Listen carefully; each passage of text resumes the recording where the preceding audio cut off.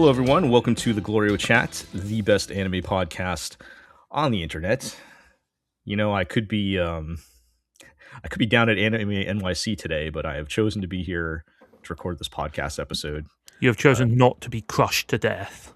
We're doing the real reporting. You know what, though? Is Sunday the worst day to go to a con, now that I'm thinking about it? Saturday. Yeah, for sure. It's always been Saturday. Yeah. Well, I mean, in terms of, I guess it depends what you could just define as worse. I guess it's what you want to do, right? I would say Yeah. if you're just walking around, Sunday is probably the best day to just kind of vibe. It's going to be the least crowded, right? But all the, like, if you want to go to panels and stuff, it's all going to be like... Oh, yeah. Yeah, I'm thinking about going to Worldcon this weekend, and it's like, do I want to go multiple days? Do I want to just go one day? If I want to go one day, which day? Also, the like party I've been invited to is Thursday, so it's like... I mean, the best day to go to a con, unquestionably, is Friday. Oh, yeah. Because, like, Yeah, the fact I that you done have to that. take time off of work to do it ensures that only the real sickos will be there. Yes, That's I have true. done that before. Also, there will be no children. Right, unless and I it's- don't have to.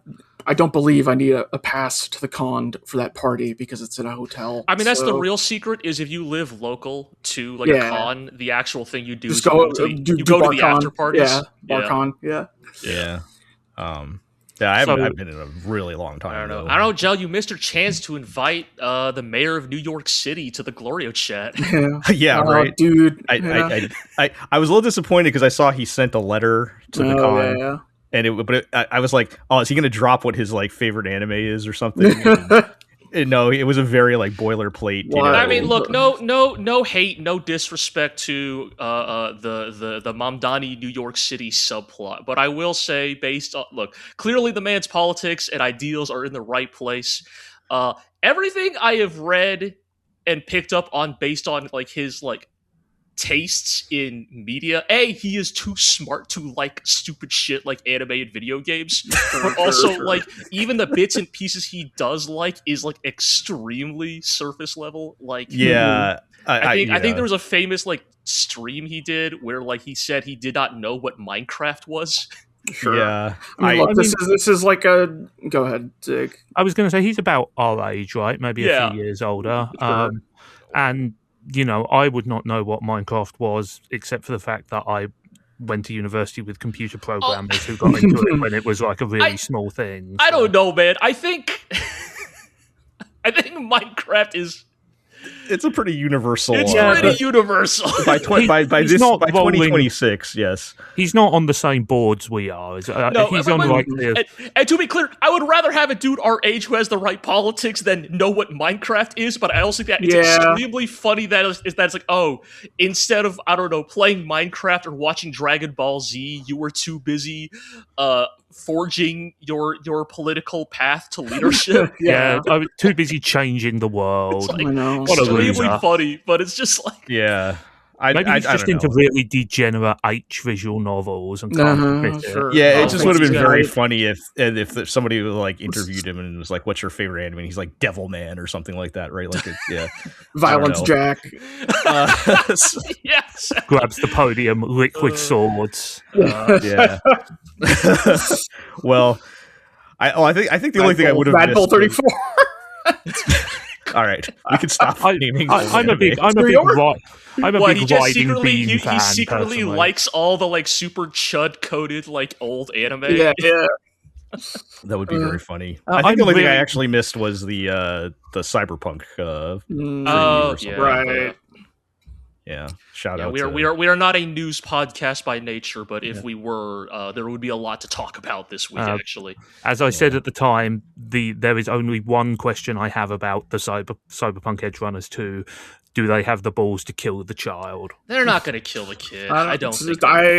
We'll find out. You know. Will they kill the kid, or will the kid receive like lasting psychological damage? Come on. That's Yeah, what I think I will say it'll be an interesting conversations watching that hot off the heels of Ghost in the Shell. Oh, Sorry, yeah, the yes, Ghost in the Shell. Yes, And how, you know, like comparing the newer cyberpunk cyberpunk media to the Yes, the what's older that fucking cyberpunk Jujutsu media. Kaisen meme? The strongest cyberpunk in history versus the strongest cyberpunk of today, or whatever. Yeah, something Sure. like that. Yeah, but the trailer looked pretty good. It does. I'm super excited for it. I think the closing line was like really good with the kid when he's like, something like what are you? Why are you a weapon made of people or something like that? Yes. It's like that's cyberpunk, baby. But yeah. Anyway, we got some anime to talk about. We do, as we are deep into the summer season here. Very good season, as we've seen, and continues to be very strong. But before we get into that, we'll introduce everybody. I'm Jill. I'm joined by Iro. I'm still here. I'm not dead yet. Still with us. Did you just crack open a cold one? Yeah, look, it's really hot today. Okay. okay. I was like, Hey man, whatever gets you through it. whatever you got to do. Yeah, you know, I've been busy. We appreciate your service. I'll let G do it. We've been doing the same thing all weekend. Yeah. Well, we are joined by G. As We are born of the Zork, made men by the Zork, undone by the Zork. Our eyes are yet to open. Fear the old Zork. Well, So what you're saying is you spent the weekend zorking it together. Oh, Yeah, baby. Zorking it all day. Zorking it all day. And Brother, all have you ever just closed the blinds and just Zorked it for a whole weekend? We are, Jesus of course, Christ. talking about the brand new video game. One of those is from, going to be the episode title. Yes, by From Software. Yes.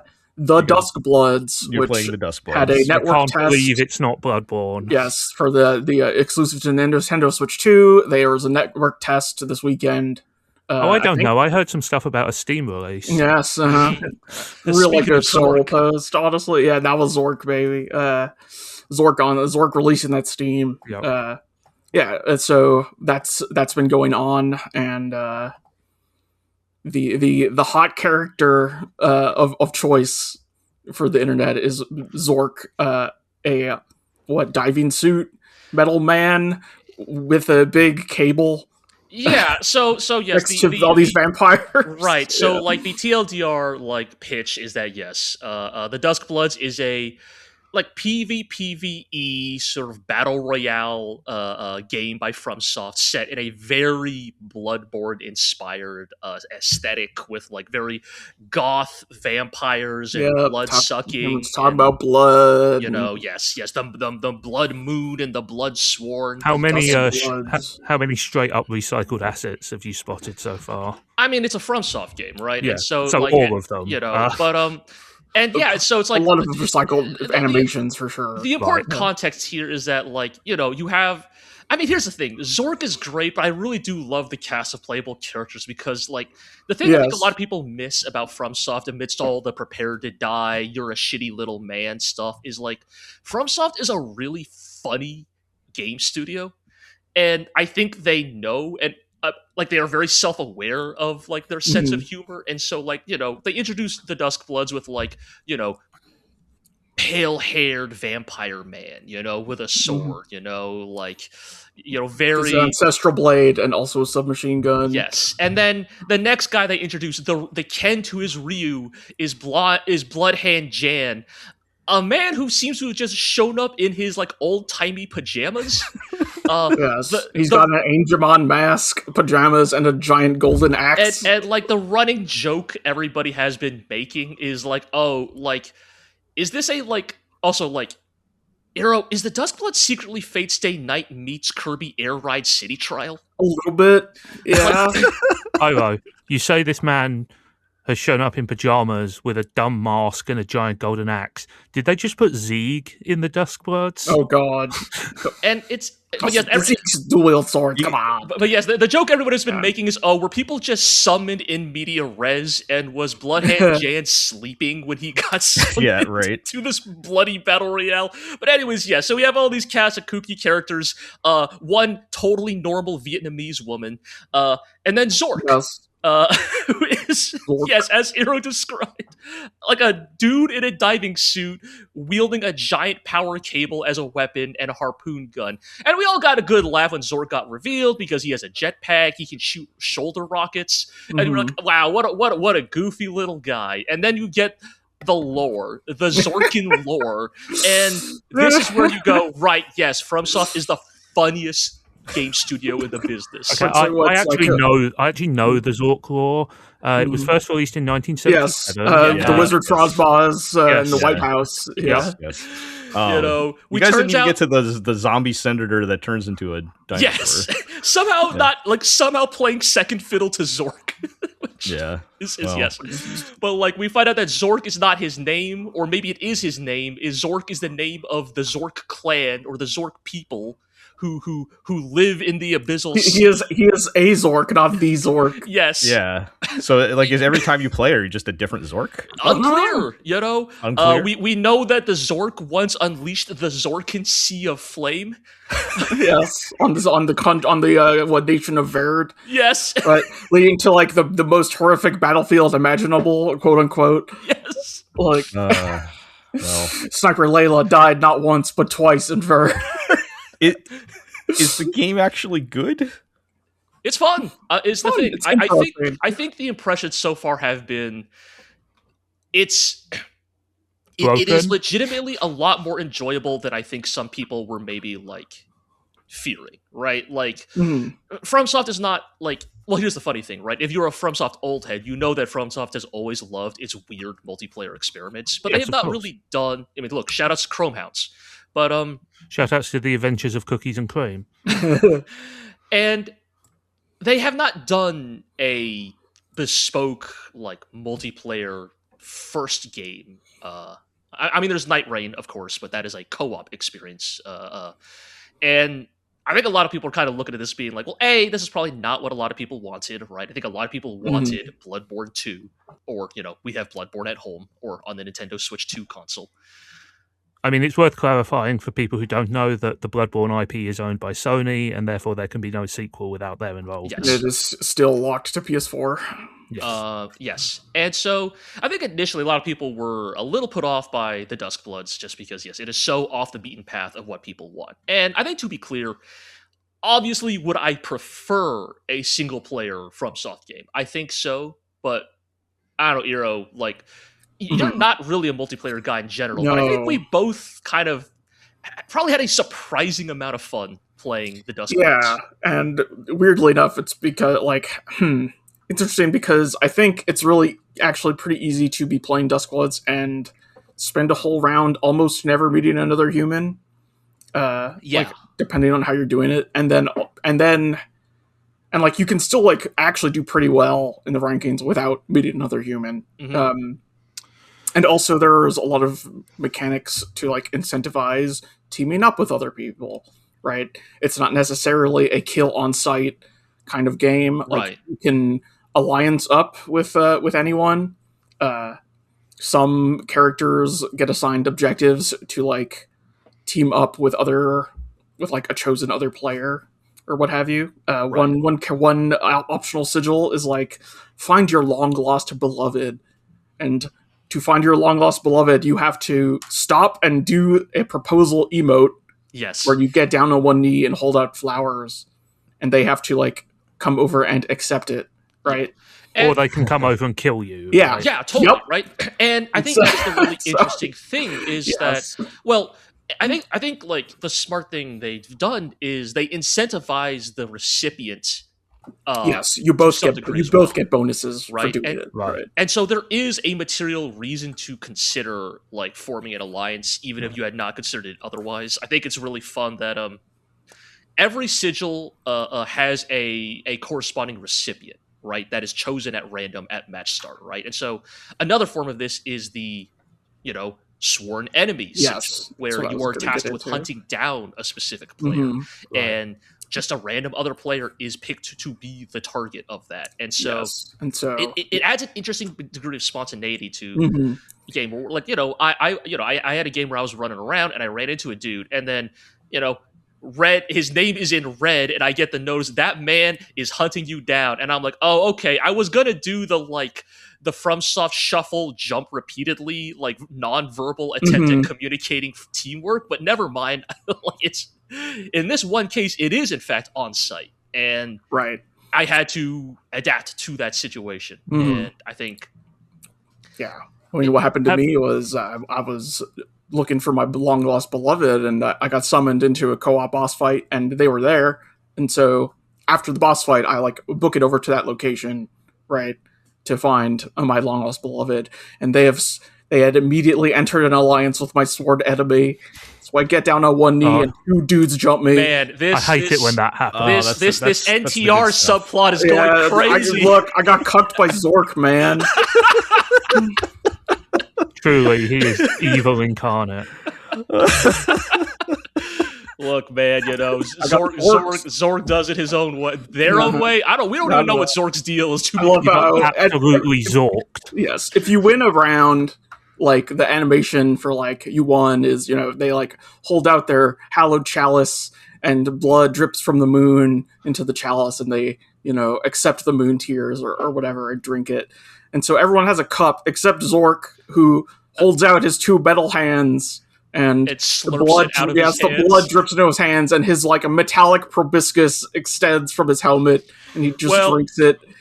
I have been seeing some joking about, because there is actually I didn't experience this myself. I saw somebody else's footage, which has been leading to some real funny jokes, because there's actually one other character in the playtest who also didn't bring a cup. Oh shit! And slurps it out of their hands, and it is It is Trang Nam, the Vietnamese lady, and so people have been making the joke that, oh, is Zork secretly Vietnamese? Who knows? God, he's one of those abyssal deep sea Viets, you know. Got to keep an eye out if he's really into pho or not. I didn't get into the playtest. Yeah. I remain skeptical on whether or not I would actually enjoy the game, but it does sound like it's got that weird. The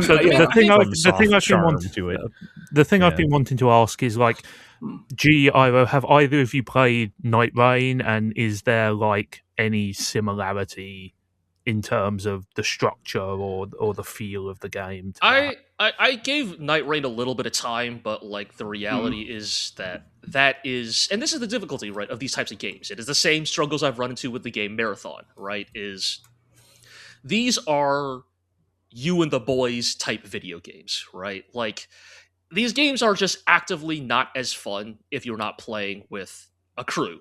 Night Rain does have, I mean, many of these games have a solo mode. They have an optional solo mode, but like, it's very like that game's entire thing is designing around like synergies between characters. Yes, and these games just cannot like design their way out of that, right? Like, no matter what they do to make a solo experience viable, it is never preferable.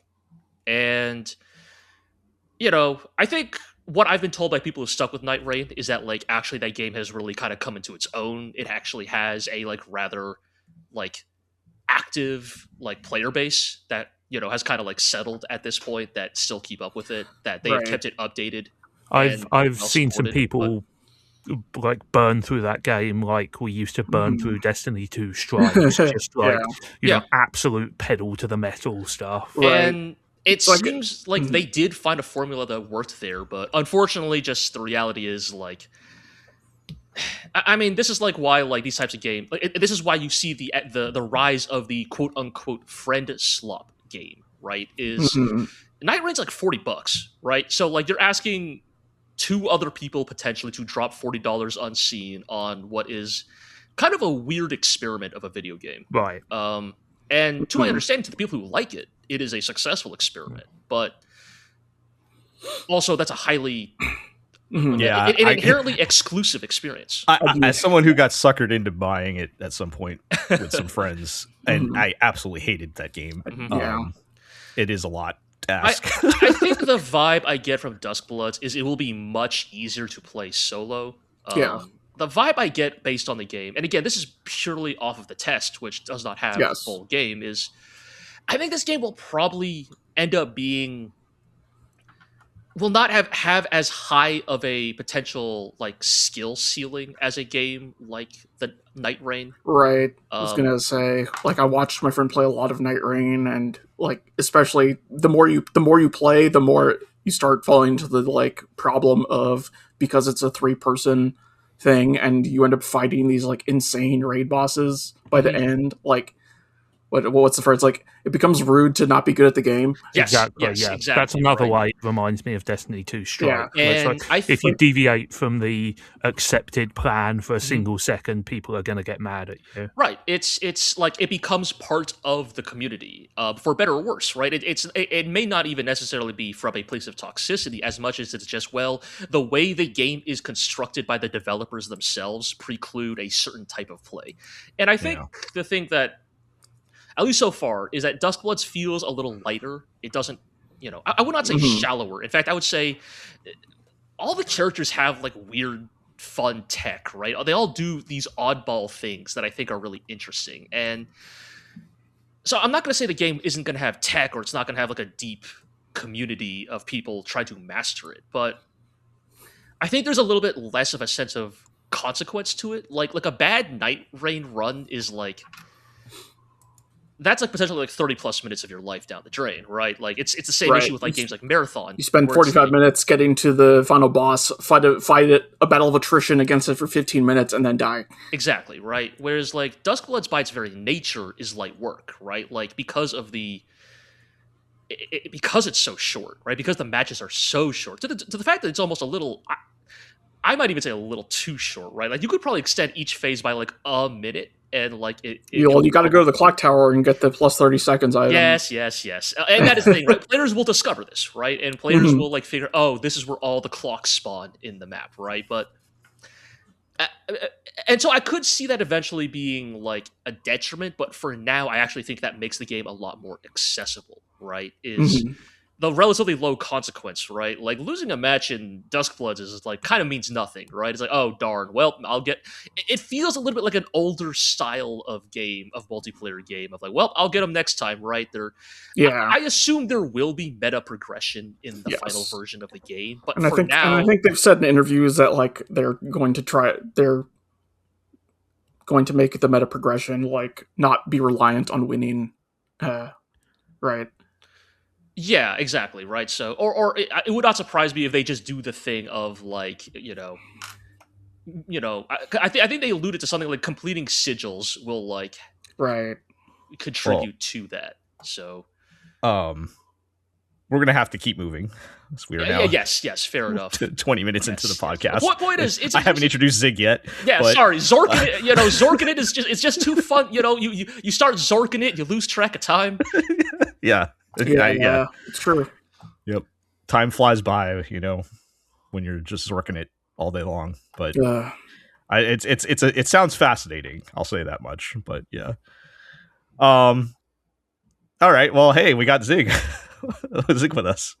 I have very much not been Zorking it. In fact, I did not even fill in the application form to Zork it. Oh man, you gotta at least fill out the form, man. Yeah, I filled out the form, but I did not get in, so I was not approved. My record of not playing any Switch 2 games on my Switch 2 remains impeccable. As they say, better to have the ability to Zork it and not need it than to need to Zork it and not have the ability to. Yes. Words to live by. Wise words. Yeah. All right. Well, let's get to talking about some anime here. And like I said, we're deep in the summer season. We got a lot of shows going on, a lot of good shows. Oh, yeah? And we're going to start with the return of Smoking Behind the Supermarket with You. We finally caught up this week with the broadcast, caught up with all the preview episodes that were out before. Are they still smoking behind the supermarket? They are. Spoilers, yes they are. Spoiler, that is still a thing. So there was basically one new episode since our last podcast, which was this week. And G, I want to turn it over to you now that you're caught up and have not had a full chance to talk about this. How have you enjoyed the show so far? Yeah, I continue to enjoy it. In fact, I may be enjoying it more than when I first started out. Like, I think when I first started watching this show, it felt very like, yeah, okay, bro, I get it, right? Like, yes, right. I get it. Yamada is hot as hell, and it would be cool to hang out with a girl like her. All right, dude, I get it.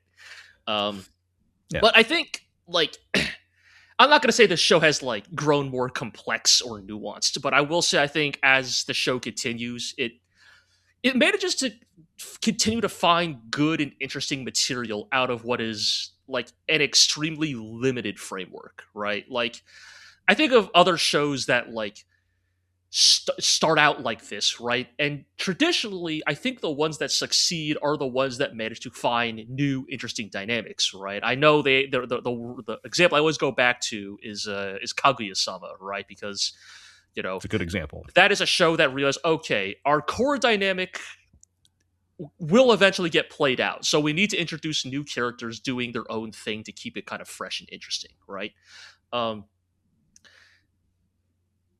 What is what are we calling this show? What is its portmanteau? I've never figured that out. I was about to say the name of this show, but it's such a mouthful. Yes. Yeah, I have not. I've yet to. I'm sure there's one out there somewhere. I have not figured that out. This show,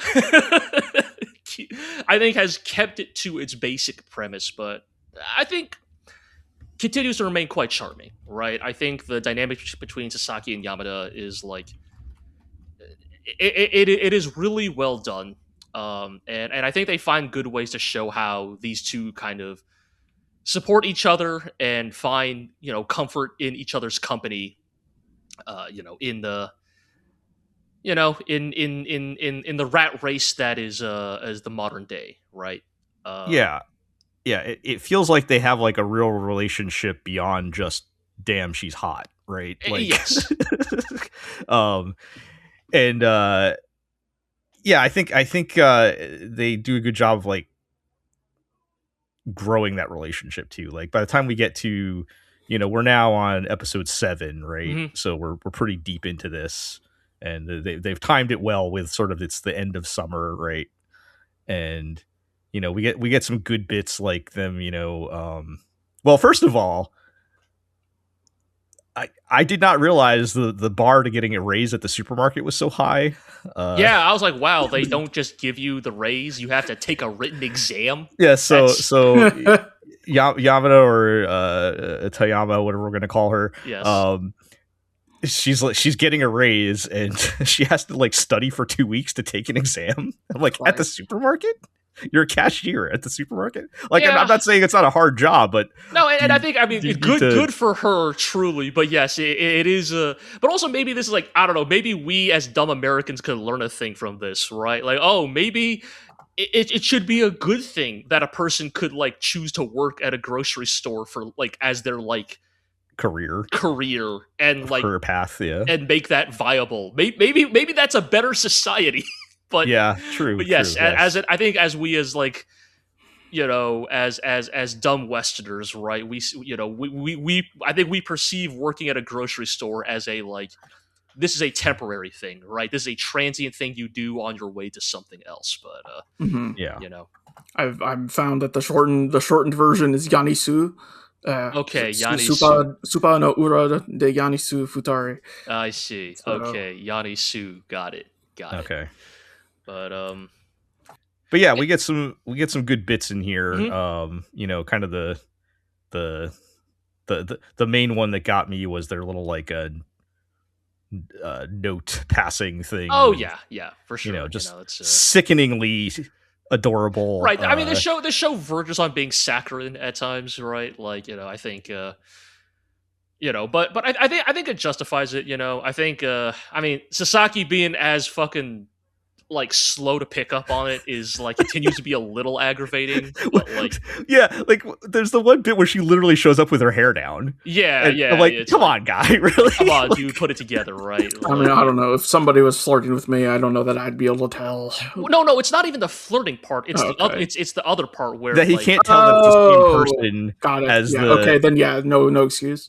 Because normally it's like, okay, well, at least she has her hair up or whatever, which is still a stretch. But then, like, there's one bit in this one where she literally comes out with her hair down, and I'm like, and to be clear, I'm not going to pretend like I'm amazing with faces, right? Sure, like, here's the reality: a woman with a certain hair color and certain look could show up with the exact same, with the same build, same hair color, but like is pitching her voice up or down and dressing differently. And I may just, to be fair, right? Maybe even just out of politeness, I would not assume. Not make the assumption. Sure, Yeah. that it's the same person. It's kind of But- dark. It's always at night behind the. But, I've gotten a bit better at recognizing people's faces after like 20 years of trying to recognize people in cosplay at various events. So, but Yeah. also it's like Sasaki, but that's even there in your case. Like you're probably seeing that person let's say generously a few times a year, right?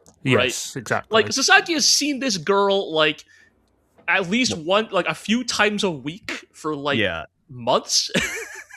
So it's several months now because we're past summer, right? Like Yes. it's Maybe he has prosopagnosia. Could be. Yeah, maybe I that'll don't be the know. twist at the end of the manga.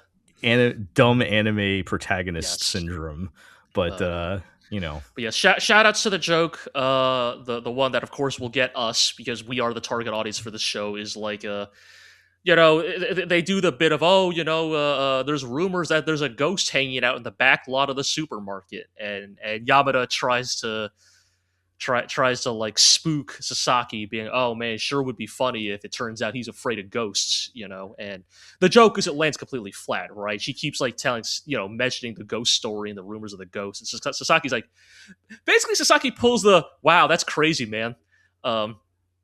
And the joke being that, like, as an adult man with an adult job and adult problems, it's like, buddy, I don't got time to be scared of ghosts. Like, Yeah, I it's got like, bills to pay. I got my health to look out for. My boss is a shithead. Like, yeah, I don't have time for that. Yeah, like funny. only kids and the unemployed have time to be scared of ghosts. yeah. Yeah, it's a good show. It's like, it's again not something that translates well, I think, to explaining on a podcast, but it's doing a good job of what it's trying to do. I think so. Yeah. Yeah. All right. Well, let's move on to The World is Dancing. Yeah, How are things going with that one? I think it's pretty good. Yeah. Anything in particular in the last two episodes? They're that still you doing guys the wanna dance highlight? competition. Well, okay, we just need to acknowledge the dance battle will be the rest of this show, right? Yeah, that so is- it seems. that is Yeah. clearly what Tournament arcs are always Yep. there. and so yes, basically Oniyasha puts on such an amazing performance that was completely not subtitled for us, so we could not pick up on the cultural nuances of the song or the performance. Awesome, very good job.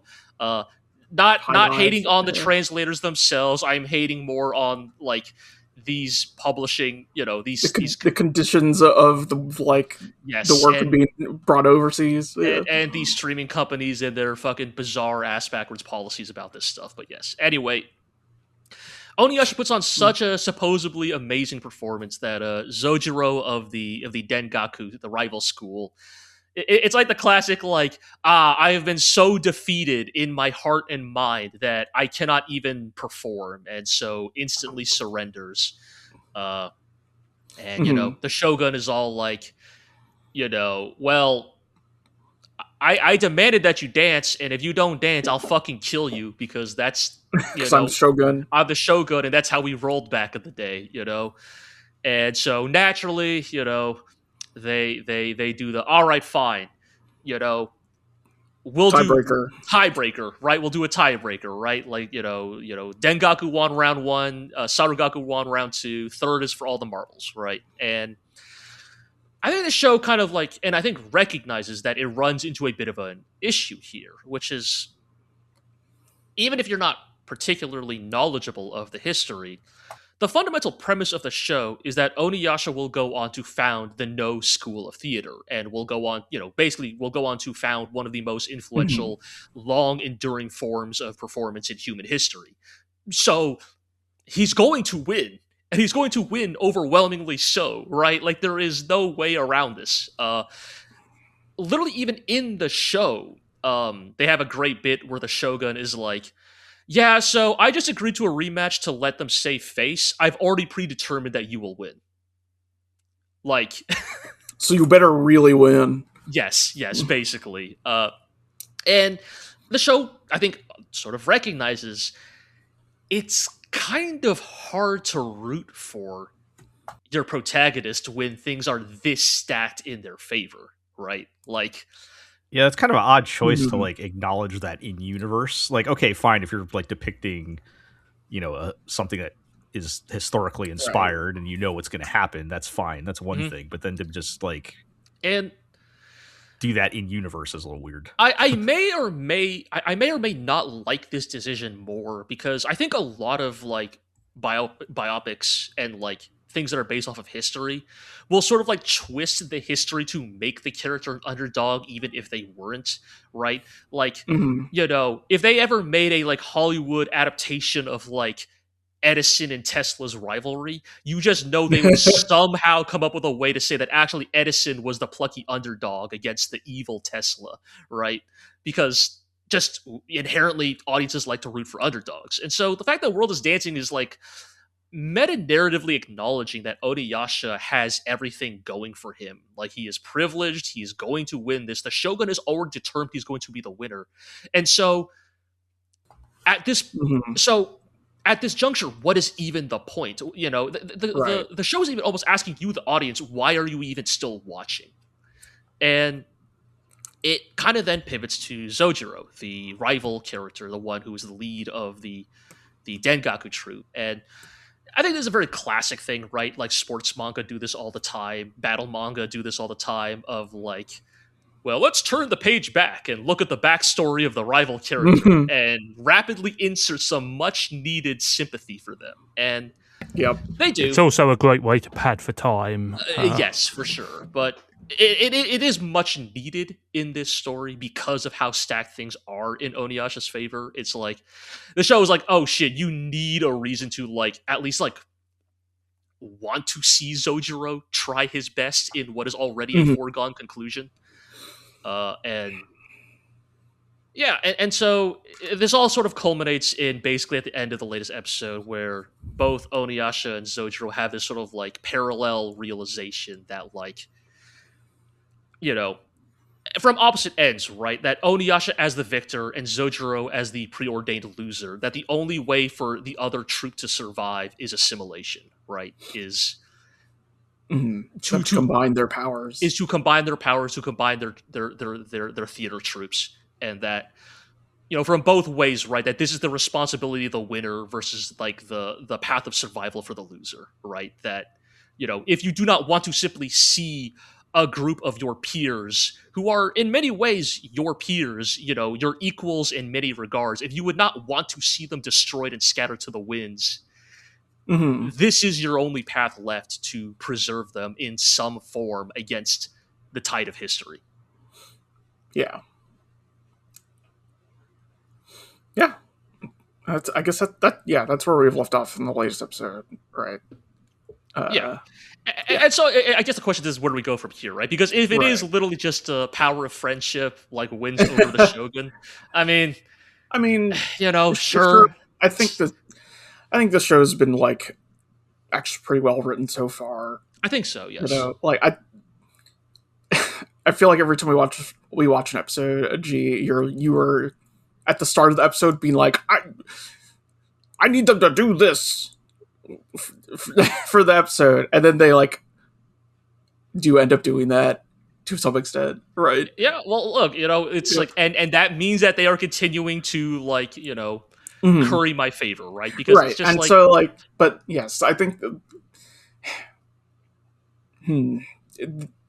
I think we're kind of beaten down by anime, like, yes. just not expecting the audience to have a brain, so to No, speak. I mean, you are completely correct, right? Right. My extremely like pessimistic No, but perception of anime I totally is also- understand why it's right? like we'll get into this with Sayonara Lara this week, right?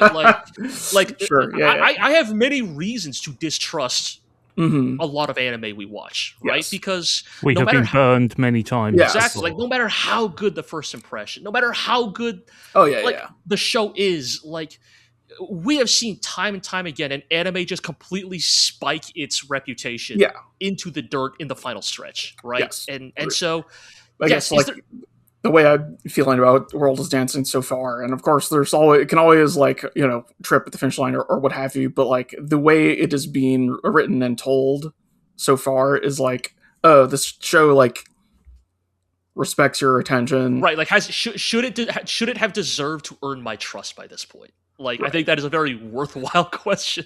Sure, but whether or not it does or doesn't is aside from like, I think the way it is presenting itself is like a little more confident in. I think that's fair. Like, yes. in what it's trying to do than other shows. Like, it will allow you to like notice things, and then it will assume that you notice those things and can extrapolate plot character information from them. Right. Yes. Like for example, like just to get into the details. Right. We'll try to make this quick. One of my weird hangups with this show is like Oniyasha's like weird selective like morality about like who he respects and cares about and who he doesn't. And this kind of came to a head in these recent episodes where like Oniyasha is like really broken up about this drunken old monk who gets executed by the shogunate. And like Oniyasha goes into this like deep emotional downward spiral about like, why did this man have to die? Like why dedicates his performance to it. And I'm like, hey, Oniyasha, did you kind of forget the other like person in your life whose death you actually had a way more direct impact on, whom you haven't thought about a single time this entire show? And that is the nameless Shiraboshi that appeared in the opening episodes of this show that Oniyasha has explicitly not acknowledged or thought about the entire on screen, right? Or rather, like on camera, yes. Right? And so, right, like in the middle of his big dance number, which is in dedication to the monk. Yes, like there's a segment where his dancing brings to mind for all watching like the people they've seen die, right? And this opens with like the spirit of the Shiraboshi or what have you, like placing her hand on Oniyasha's shoulder. Yes, and so it's like the show does not then turn and look at the camera and say, that's the Shiraboshi episode 3.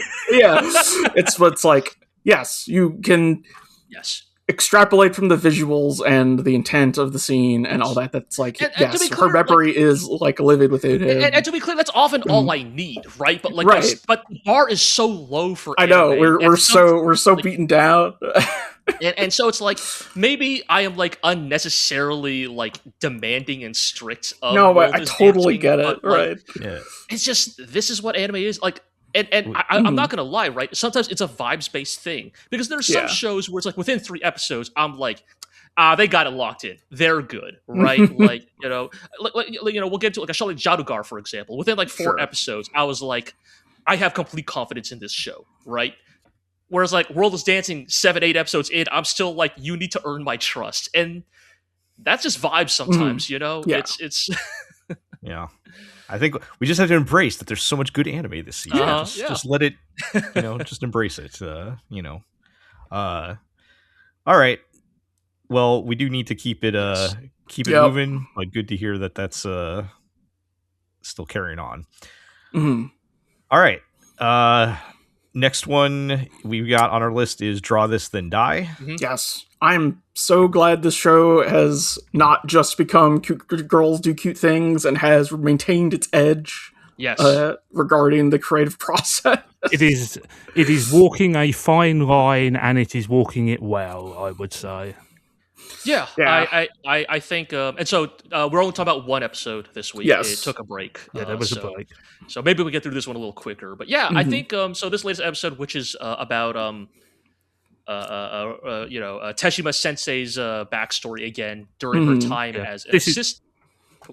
I was just going to say, this is almost all flashback, or all the pertinent bits are really about her time as an assistant for Hebichika, who is the mangaka she looks up to a great deal, and also how she ends up meeting her glasses not girlfriend. But yeah, I think this episode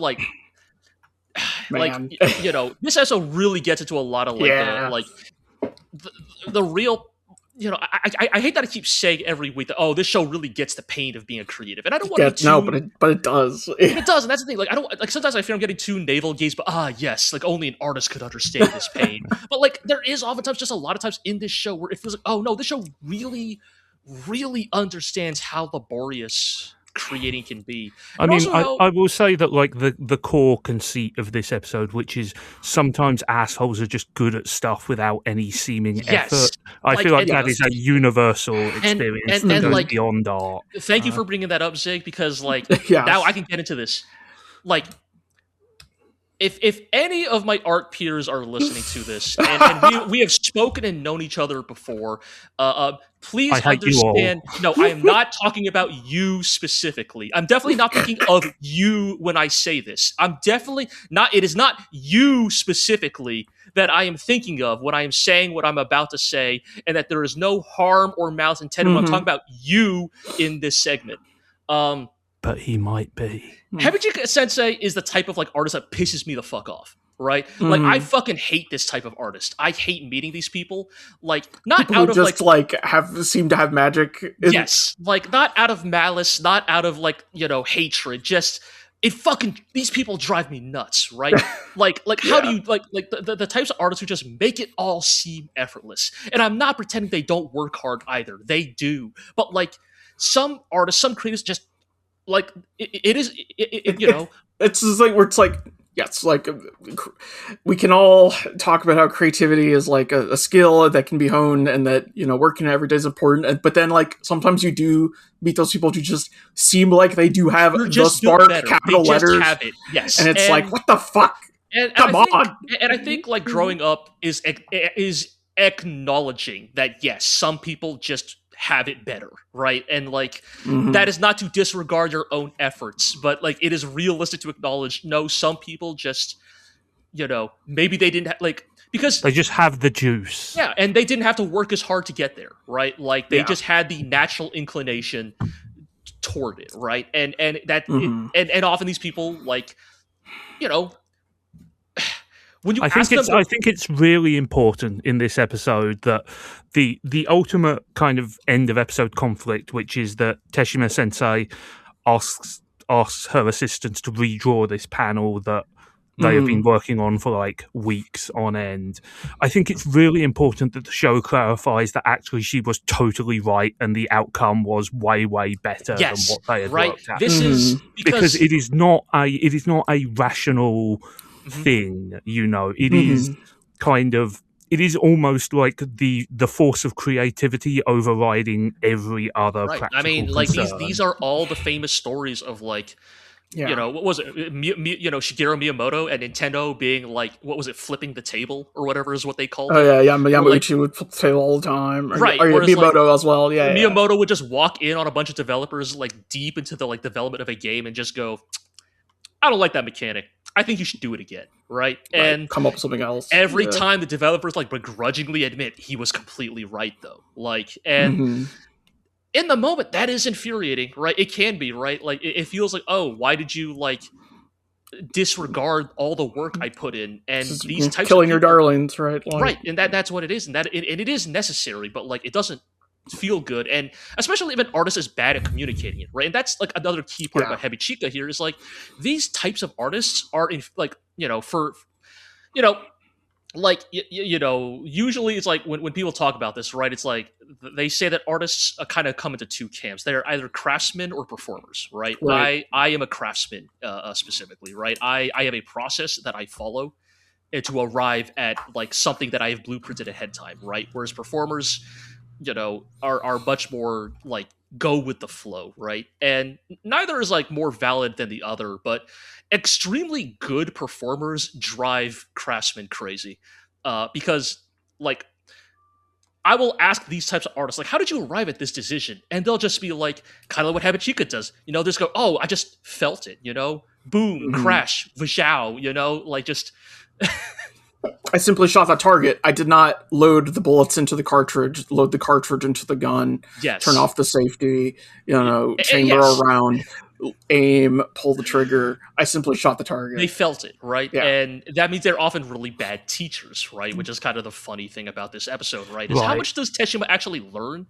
Well, I think she learns... there's this whole thing of like she's trying to work on her own manga and like she asks Teshima for advice, gets advice, like tries to implement it, asks like a professional editor for advice who is more of a like craftsman angle because she's a fucking editor at the magazine, right? Yeah, like the editor gives way more cogent feedback, right? But trying to like do both of these, and we get this like she's building this thing in her head, and it is becoming this fucking Akira blob, you know. And until she looks at it and is like, "What the fuck am I even making?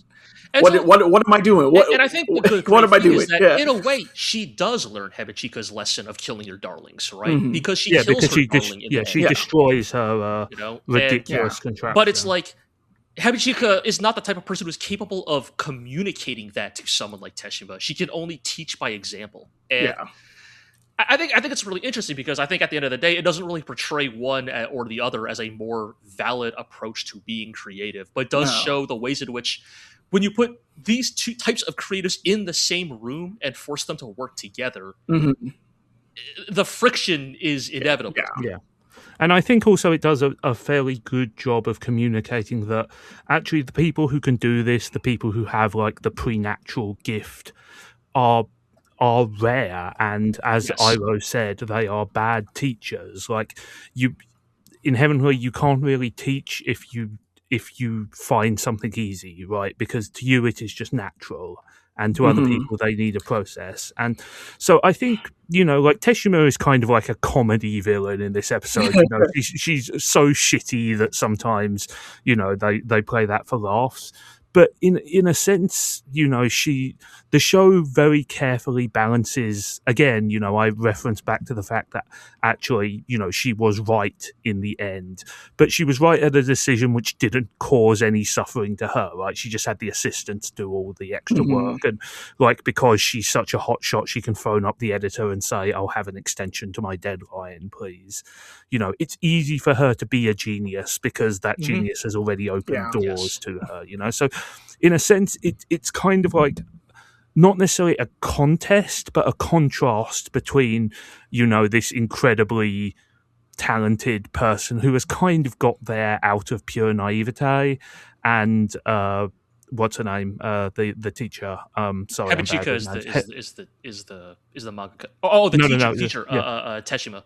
Teshima, who is kind of like grinding for every inch, right? Every little bit of creativity is has to be wrung out of her. And I think the contrast, without as you say, G, I don't think the show really takes a side on it, but it shows that like what is easy for one person can be like an endless pain for another. Reminds me of the story of like an interview with Hiroki Takei, who did Shaman King, right? Who like actually quite successful on his own, like to be clear. Yes. But him like talking about how he was like, me and Eiichiro Oda were assistants to Nobuhiro Watsuki at the same time. It's like we were both assistants, and he is so much more successful than me. He's like One Piece. It's like he doesn't even try for One Piece. Yeah, I mean, right. It's like that is totally like like multiple people have commented like Oda is just one of those guys, right? Like, and if you were one of his peers, it would probably be deep down probably insanely frustrating, right? Like how effortless he makes it seem. It's brutal, and to be clear as well, like all arts need those spontaneous geniuses. You need that sort of creativity. You don't have to have it to create truly great works, but like you need those people there to sort of think outside the box and sort of approach the art or the discipline from a different direction. We need a multifaceted creative landscape that capitalism should provide to us. Wouldn't that be nice? Yes. But show continues to be great too. Yes. I'm glad. I was on tape being like, oh, I hope this doesn't just become cute girls draw manga. But I think it will probably become. I mean, it will always have but like that in it. But but it. More importantly to me, it always kept the edge of creativity, like trying to do something creative kind of fucking sucks. I think they have done the best possible thing with sort of the modern day manga club stuff, which is they are actively using its sort of blithe optimism and happy-go-luckiness as sort of a counterweight against the sort of bitterness and sort of black comedy of the Teshima segments, so each segment complements each other rather than sort of gear shifting into a completely different mode. Like the Teshima segments very much suggest that maybe the life of a mangaka is miserable, and the girls gambareing their way to the top segments are like, wow, isn't creation fun and good? Yeah, there is still joy in creation.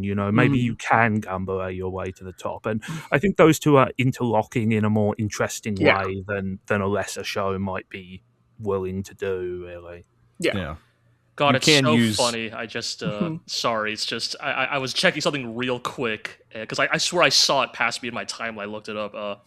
Literally, like yesterday, Shueisha or whatever's Twitter account posted a time lapse of Akira Oda drawing a picture of Luffy, and it is the most bullshit drawing process I have ever seen in my life.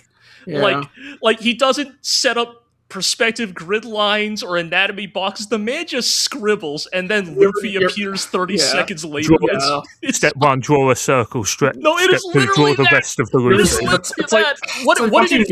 What an infuriating man! Truly, watching Yoji Shinkawa do like a live painting, and it's just man, that dude's crazy. Anyway. Also, to be fair, Oda has probably drawn Luffy a couple of times, 90,000 times. Yes.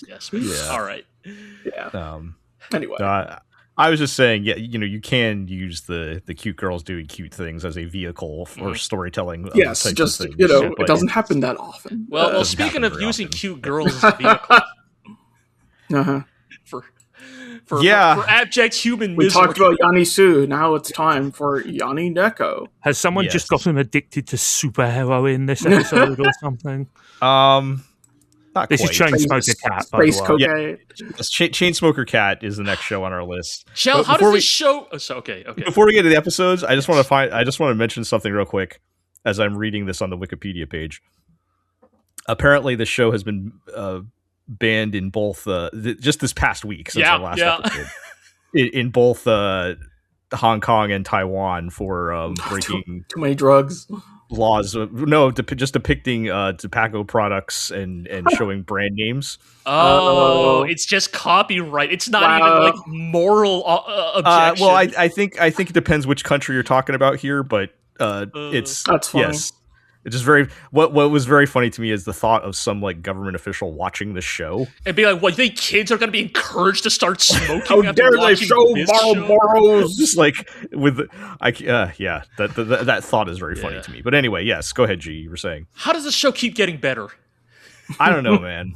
What? Well, I don't know. I hear this one's breaking into the mainstream too. Okay, I don't know if I would necessarily say these episodes are better than the last two episodes, but they are funnier. I think. Okay, fine. I think it's just this double whammy of 7 and 8 have made me laugh harder at this show than like.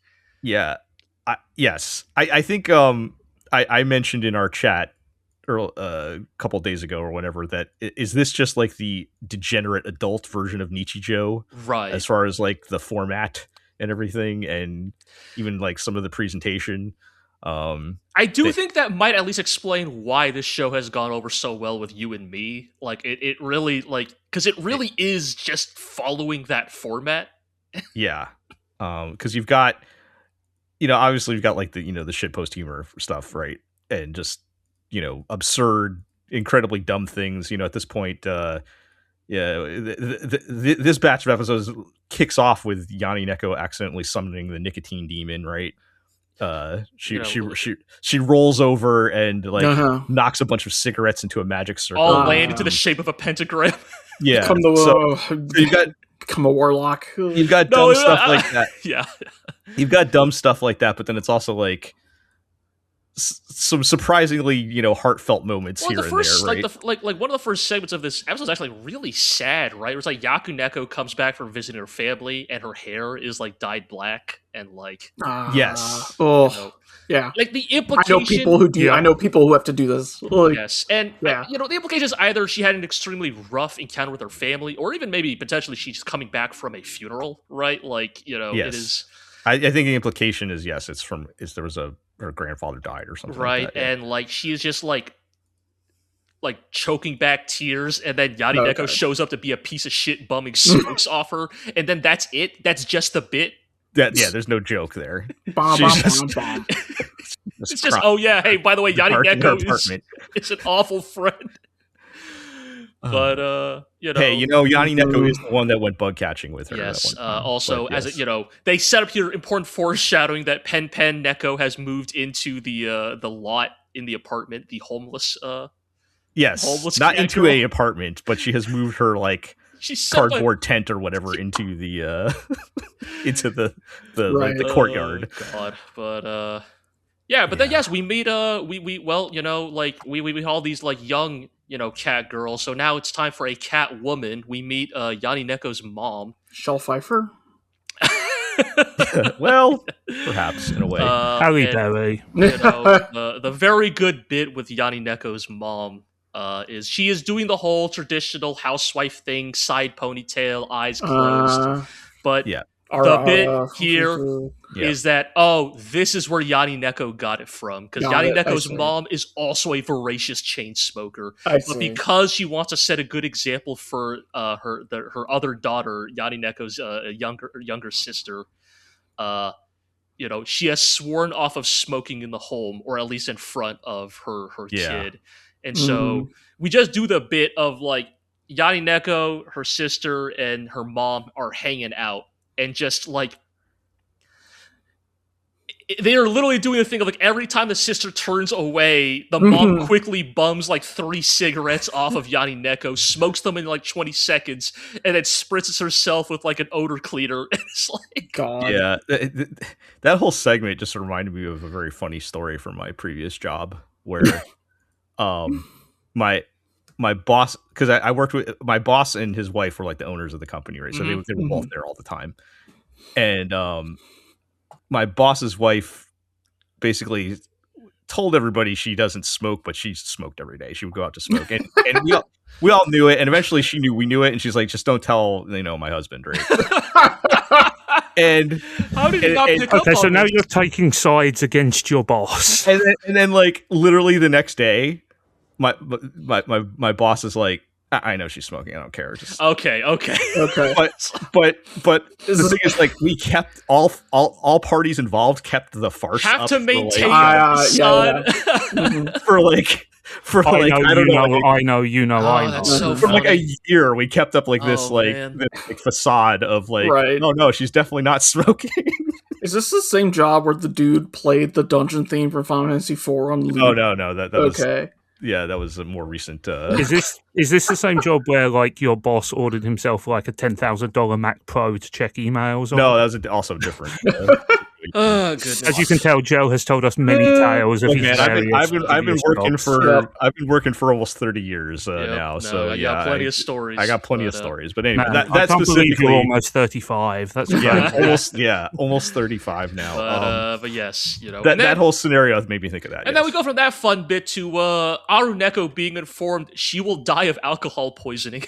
Oh God, yes, that was so sad. There's not even because she's the whole time she's I want to stop, but she can't. Yes, it's actually Aruneko's subplot is probably low key up there with Yakuneko's of low key in the background, the saddest out of all of them, right? Well, because with Yakuneko's, at least she has some form of control over her life, whereas Aruneko is as we've mentioned last time, the least functioning out of all of them.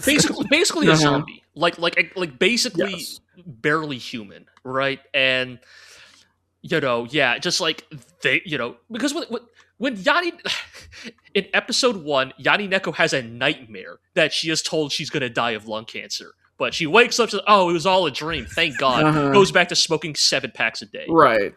This one takes place in real life with a real doctor telling Aruneko, at the rate of your alcoholism, you will explicitly die in the near future. And she's like, man, that's rough. I'm gonna rough, I need a drink. Yeah, literally, I need a drink. Yeah. Ugh. But it's the whole she has possibly the worst situation, but anyways, then we ping pong from that back to probably the funniest segment of the entire episode, which is Aruneko's the landlord. He carries these 2 episodes. Dude, Landlord is low-key like maybe my favorite character in this show. Just like So, okay. Sounds like the show has some hard swings. There's a running gag with the landlord. He has like a blow-up doll of a beast folk blow-up doll. Right. Isn't he like a fetishist? Yes, he is explicitly like a cat girl fetishist, you know? Yeah. And beast fetish. So, he's using his doll. Mm-hmm. As one and does. There is a minor earthquake. Well, okay. Now, Jel, right? You have to remember, it's not an earthquake. Oh, right. It's that Aruneko's alcohol dependency shakes have gotten so bad that she's shaking the earth the delirium tremens have reached the mantle of the earth. Yes, and so Landlord, in a panic, mid coitus with his doll, is like, well, it's not worth dying for. This ain't worth dying for, so runs out with the doll still attached to him. Yeah, he can't. He's stuck in it. Let's just say.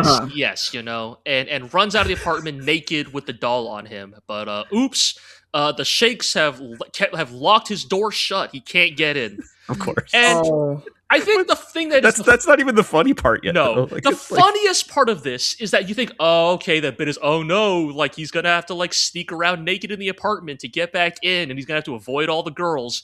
No, the funniest part is he gets instantly caught by Sayori,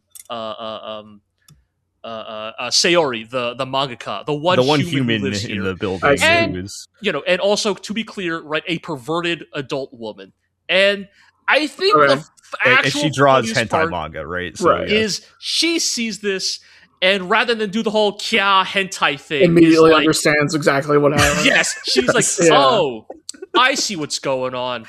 Wow, yeah, that's really rough, buddy. Okay, tell you what, you can stay at my apartment. You hang out here until you get to the locksmith. Yeah. Yep. It just totally subverts that whole joke, right? Yeah. Like of all that, like that would have been the one person that would be would know exactly what happened. I know about convoluted plots involving dicks. So right, yes, it's extremely good. Like it is good because she does like multiple times try to give him a rhetorical out. She's like, I don't want to judge. Okay, what you must have been doing is, and eventually the landlord's like, no, just please, just I know what I did. Like, it's exactly what it looks like. What it looks like. Yeah. It's exactly what it looks like. Please help me. Mm-hmm. Oh, that part made me laugh for sure. Yes, and then this all kind of comes to a head at the end of the episode where Pen Neko, the homeless one, and landlord are having a heart-to-heart, right? Because of just, please let me live on your property. The harsh realities of being homeless, right? The sense of depersonalization, the way it isolates you from society, the ways in which being homeless just fundamentally strips you of your dignity and self-respect. Yep. Landlord is like, are you having trouble like staying in contact with your family? Like, is there, blah, blah, blah. And, landlord at the end is like, you know what? I'm not here to judge. I don't know what life circumstances led you to ending up in this way, but tell you what, like, you can stay in one of the ante rooms in this apartment. I'll it'll be real cheap, right? I'll cut a deal, like, till you get your like circumstances back on track, right? And it's like, wow, what a landlord's an all right guy. And then a gust of wind blows, and Pen Neko wears just a raincoat, because she has no other clothes.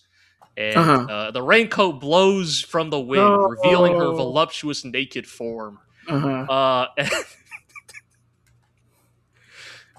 Look, it's just a dick joke. It's a really well executed dick joke. There's a lot of dick jokes in this one, and they're all pretty funny, actually. You just see fucking landlord's comically huge hard on. This thing is like Long Dick Johnson. Yes, Long Dick Johnson. This thing's like a foot long. It's a weapon of mass destruction.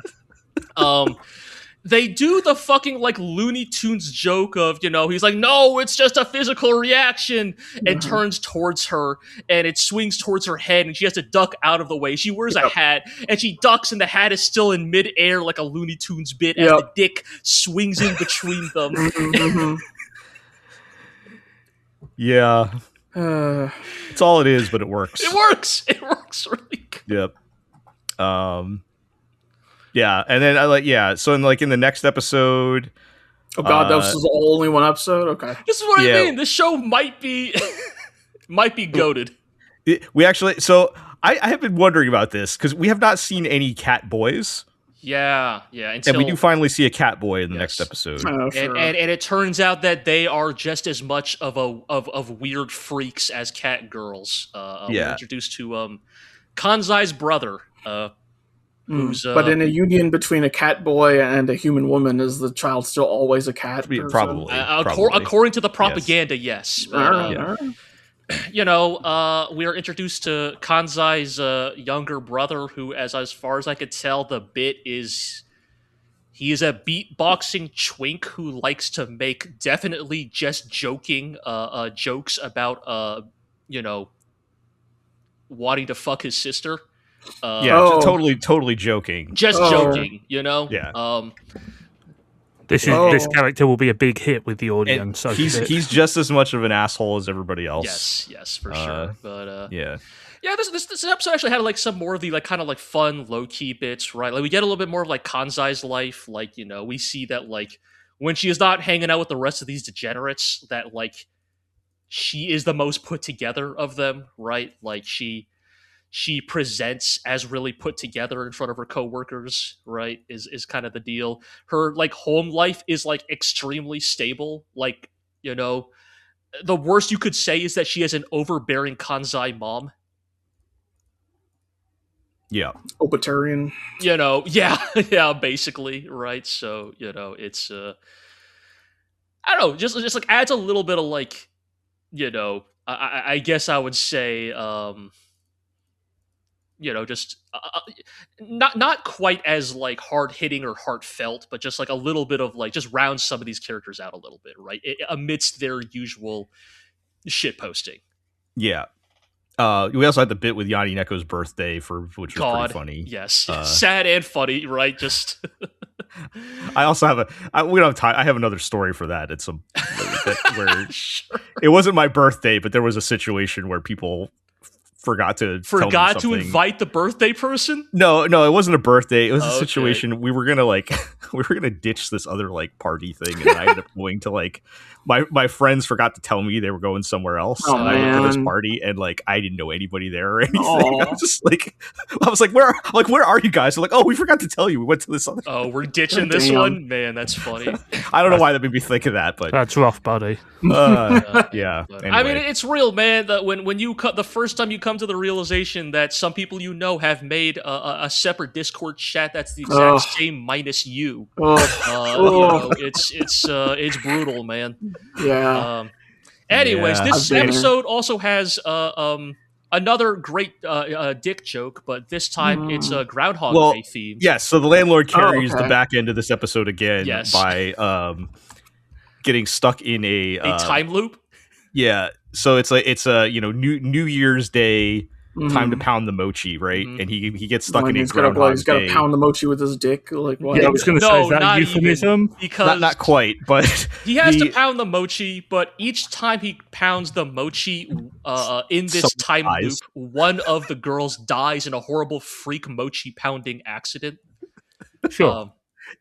And so he determines, of course, the only way to break the time loop is if he can get through pounding the mochi without someone dying. Seek a way out. Yes, and every attempt fails because for some reason these cat girls just have zero life-preserving capacity whatsoever, and he realizes the only way he can save these girls if he does something so out of turn and disgusting that they all stay away from him while he pounds the mochi.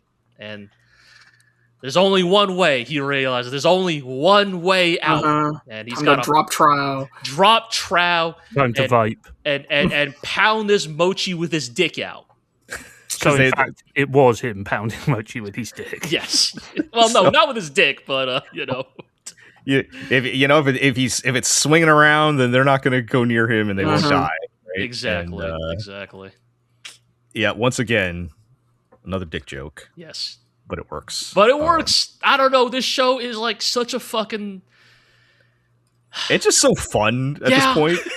It's just fun. Like yes, we've got like Jaadugar and Sayonara Lara and all these like, Good classy anime of the year, classy type of, show. But this is the show I'm most excited to watch every week. Like, I'm looking most forward to watching this every week. It's just fun. No, I think I am in that place as well. Yeah. So it's a lot of fun. Well, Iro, do you want to form a Discord chat without these two guys? All right. Let's move on. Next show on our list is Young Ladies Don't Play Fighting Games. I think, Zig, you said you tapped out, but... Yeah, I just, we talked about this from the last podcast, but I just didn't really, given how packed the season is, I didn't really see much point in continuing with this one. But G and Iro, were you watching it? I can't remember now. I was not watching this. Okay, G, you're still on it though, right? Yeah, I'm still watching it. I will say, like, so yeah, we are now fully into the Evo Japan arc where they have entered Evo.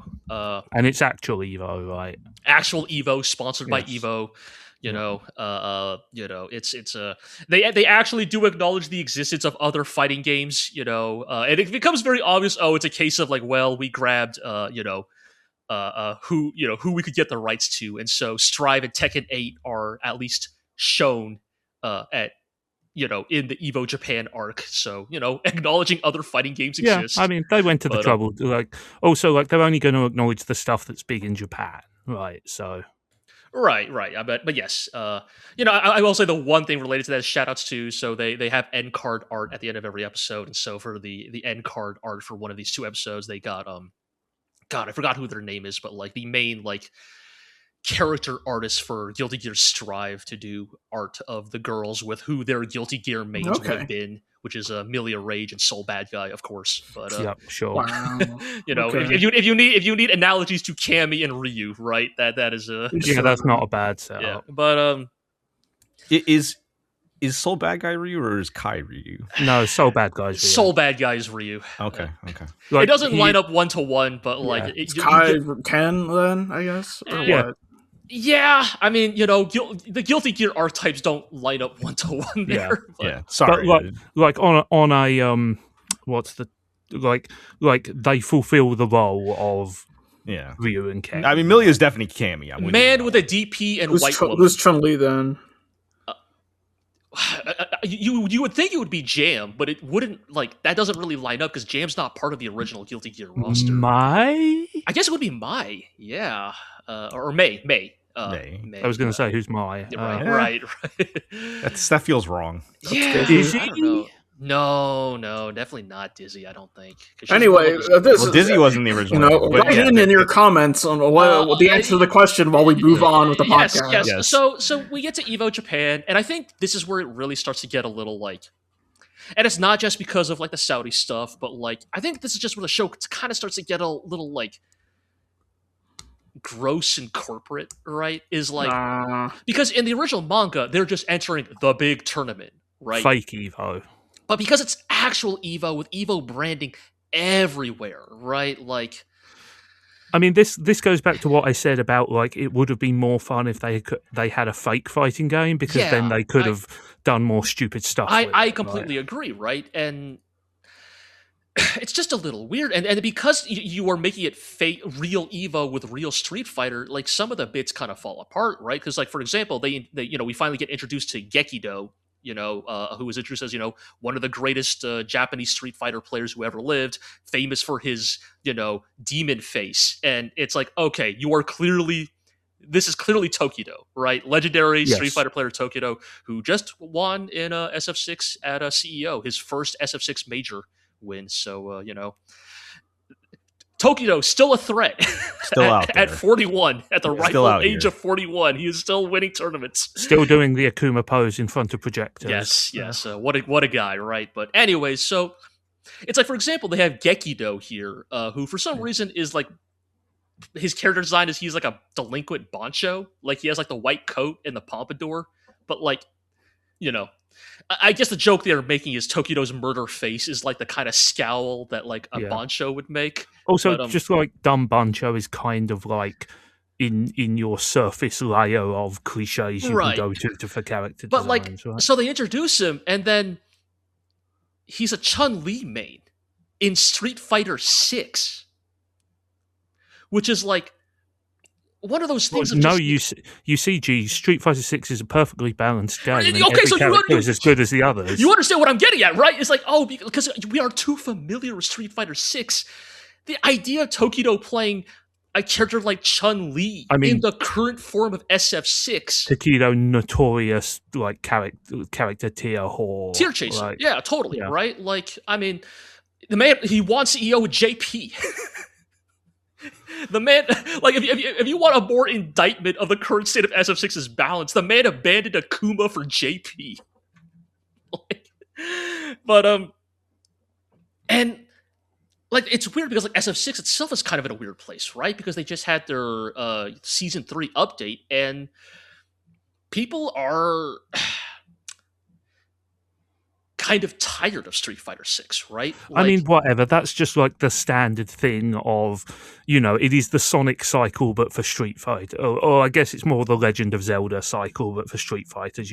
Everybody bitches and moans about them as they're ongoing, and as soon as they like retreat 18 months into the past, they're suddenly like underrated classics and the greatest games. True, but I think in particular what is going on here is specifically that, like, and this is like well known, is like Capcom has intentionally been very safe with their patching cycle with SF6. Like, there have been very few major shakeups to the tiers. JP has been top tier for every year of Street Fighter 6's existence. I mean, it turns out being like a degenerate projectile whore is good in every fighting game. And I think a lot of this like discourse has arisen because like SF6 is very popular in Japan, and so there's a perception that Capcom is very afraid to rock the boat, which is just funny because like the latest episode literally has a plot point is that in universe in this version of the FGC, Capcom apparently just dropped a monster patch right before Evo Japan that completely changes the tiers right before Evo Japan, and all the girls have to adapt to it right before the big tournament. And again, that's a plot point that can work when you have a fake video game, but when it's Street Fighter 6 at real ass Evo Japan, it also feels. Let's be real, none of them are playing on a high enough level that like incremental balance changes in a patch are going to make a huge amount of difference. I think these girls kind of are, right? Like, they're all okay, well, again, I only saw the first 3 okay, episodes, like all the girls are like master rank and above. Sure. They're all like you see their screens a couple of times. Like, the highest of them is like 1950 MR. So like that is at the very least, I would say all these girls would be bracket demons, like the types to probably make it out of pools, probably wash out in like top 128, but like certainly no slouches, right? And so, anyways, the point is like I think. I don't want to get too into the nitty gritty. It's just that the more. Don't worry, we're already way past that point. My point I'm trying to get at, right, is the more and more the show gets into that stuff, juxtaposed against like a real company and a real event and a real fighting game, like this aspect of the fighting game part, like feels increasingly odd. I guess is what I would say, right? Like, the closer you get to reality, the more the differences with reality. Exactly. That's kind of what I'm getting at. And so I think the parts that I would call the strongest of the show are probably when it tries to focus more on the FGC itself rather than the fighting game itself, right? Because anytime they focus on SF6 itself, it just feels weird. And I also don't think aesthetically that just playing footage of Street Fighter 6 is that interesting. It's not very compelling. Like, SF6 is like just not that saucy of a game, And so, and also, at the kind of crushed down bit rate of your standard internet stream. Yes. Yeah. I mean, we've talked about that before last time, right? With the that just not working and so out. It sounds like the Evo aspect isn't. It's not doing much for me. Like, the most interesting part of this arc is probably the parts that are related to the FGC itself and the introduction of a new young girl preternaturally gifted at fighting games. They meet this girl named Arisa. And Arisa is down to who she plays, despite the fact that she is like explicitly like a middle school aged girl, is a mouthpiece for the FGC old heads. she gets introduced because the girls are talking about like how far they hope to make it in the bracket. You know, some are playing for fun. Others are like, man, I really hope I end up playing, Tokido. It's like they're just talking about like none of them have any like desire or hopes of winning Evo Japan. They're just talking about how they hope to fight challenging opponents, have a good time, see how far they can take it in the bracket. And then this girl Arisa shows up and she's like, wow, what a bunch of fucking loser talk. None of you have the Satsui no Hado. No, she is literally like, why would you enter a tournament if you didn't want to win? Like, play this, then die. Yeah, literally, like, she is like channeling that like old school FGC mentality, right? Like explicitly. So how many slurs does she unleash? Not yet. We'll get. Look, that's my experience with the FGC. But yes, we are introduced to and of course she's a Guile player. And a proud and noble lineage. Yes, like you could not make the old head comparison more obvious, right? This girl fucking plays Guile. But look, he has 2 moves, and that's all he needs. That's all you need, right? But of course, she's a fucking demon with it, right? We're talking, but yeah, it's kind of this interesting. And here's the thing: I don't think the show will really get into it because at the end of the day, this is about cute girls doing cute things. Right? But like, it is an interesting bit of drama here, right? Where like. I mean, she is portrayed as the antagonist of this arc, but like, it is still fun to see her sort of echo this sort of like old school, Justin Wong Chinatown Fair like trash talk, right? Like there's an interesting aspect to me there, which is that because she is a middle schooler, she can't have been there, so she's faking it. It's that's the thing. So that is the like sort of the meta joke is she's a LARPer, right? She is LARPing at being a part of the old school FGC, something she never could have been a part of. But see, and like. Has the show given any indication that it's going to explore that aspect of the character? I don't know, not real. Or is it just like the surface joke of this girl who looks cute, but actually she's a killer? Yeah, I think it's just the surface level. Right. Here's the thing. We'll see if it gets into it, but I just thought it was kind of appreciated to me personally that this show's at least acknowledging that, like, yes, the current form of the FGC is sort of a recent thing, and it has very much evolved from, it's like, it's funny because she's being portrayed as the antagonist, but like one of the things she says is she fucking hates the esportsification of the FGC. And it's like, wait, no, what do you mean you're portraying her as the villain? Like, she's right. Yes.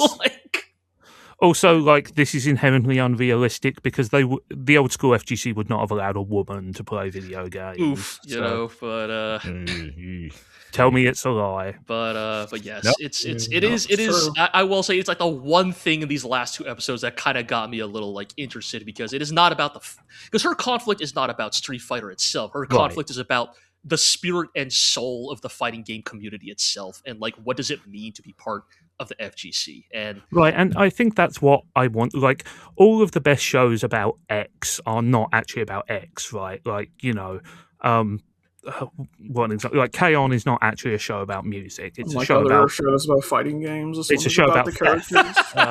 Yes. So it's like when a mecha show is not actually about the robots, but it's about the. Yes. No, those suck. I prefer mecha shows about the robots. Yeah. But you know what I mean, right? Yeah. Like, I think one of my issues with the show and what I saw was that, like, it was too interested in the minutiae of fighting games and not really interested in how it affects the characters beyond the very surface level. Oh, this is a bad thing and we shouldn't be doing it. And haha, isn't that wacky? Mm-hmm. Like... Yeah. I think, it is definitely, like I said, it's... I think when this show first premiered, I think a lot of people in FGC just enjoyed the novelty of seeing a real fighting game they play acknowledged in an anime. But I think as you get deeper and deeper into the show, like I become increasingly convinced that the SF6 part is the lodestone. It is the lead weight around the millstone, not lodestone. Yeah. Yes, it is the millstone around the show's neck, right? Like it gets in the way of like all the like kind of maybe more interesting parts of it, right? Like, they get into like the backstory of some of these characters, right? Of like, they imply that like Arisa's like, quote unquote trauma or damage of why she has become like this is, she is the classic story of she is the friend who became too good, right? Like You know, what's that like? You know, was it like the Onion or Hard Drive article that is like, friend in group becomes too good at fighting game to play with friends, but not good enough to play. Oh Rose, yeah, right. Yes. You know, Yeah. like she hate became too good. Her friends didn't want to play with her anymore. Right. It's and it's like, Yeah. that's the stuff I'd be more interested in than just, oh no, wow, this character is playing Cammy in this extremely vanilla way in one of the year one stages in her default outfit.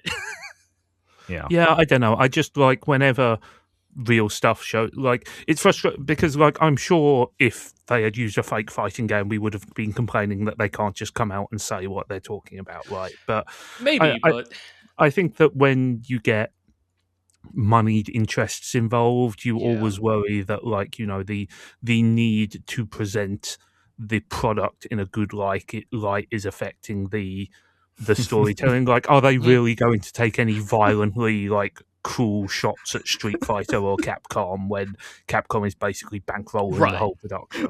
Like, we really don't have time for this, but I was just remembering Ixion Saga DT was a Capcom game. oh God, right? And they sure did whatever the hell they wanted with that one. Sometimes they fall asleep at the wheel. DT. You know, Yeah. sometimes they fall asleep at the wheel and you get a Rage of Bahamut or whatever. Yeah. Yeah, God. but yeah, we don't have time to talk about Yes. Ixion Saga, but shout out to that show. Anyway, I'm enjoying being able to look at it from the outside, G, but I don't think anything you've No, said I has think really that's convinced me fair. I should go I back do to think it, they're like, right? you know, I didn't even get into it. I do think there's just parts of the show that get dangerously close to huffing its own farts, right? Like, it's Right. Yeah. like there is Right. there is a lot of just like congratulatory patting on the back, like, wow, isn't SF6 and Evo so great? You know, aren't Yeah. like, Yeah, isn't it first such a year, sure. it's like, yeah, I don't know. It's you know, I'll keep up with it because you know, I do still think there are some pretty good bits coming down, but like, And it's practically over now. right? But I do think it's like these are bits that I think I enjoyed more in the manga because I didn't have to think about it being real Evo and real Street Fighter. Mm-hmm. Yeah. Well. Yeah, that seems to be the continuing theme, right? Mhm. Is you know, you get that Capcom money, but it's a double-edged sword, I guess, on your Yeah. on your show. But all right, let's move along and talk about Digimon Beatbreak. Any war crimes in these recent episodes? Not really. Like they've sort of started moving towards wrapping up the stuff. Mhm. So like we've kind of got more story than we've had in for a while, and fewer random one-off war crimes. They're sort of kind of like gathering all the pieces to kind of bring them together. We're getting some insight into like what the final evil plan might be. They do reveal that Kyo's backstory is even more tragically sort of heartbreaking than it was before, but I wouldn't necessarily say, you know, these episodes very much feel like setup. That's not to say they're bad, you know, they're actually pretty good, they're interesting, but we have certainly entered a different mode of storytelling at this point. Right. It's the plot is happening, right?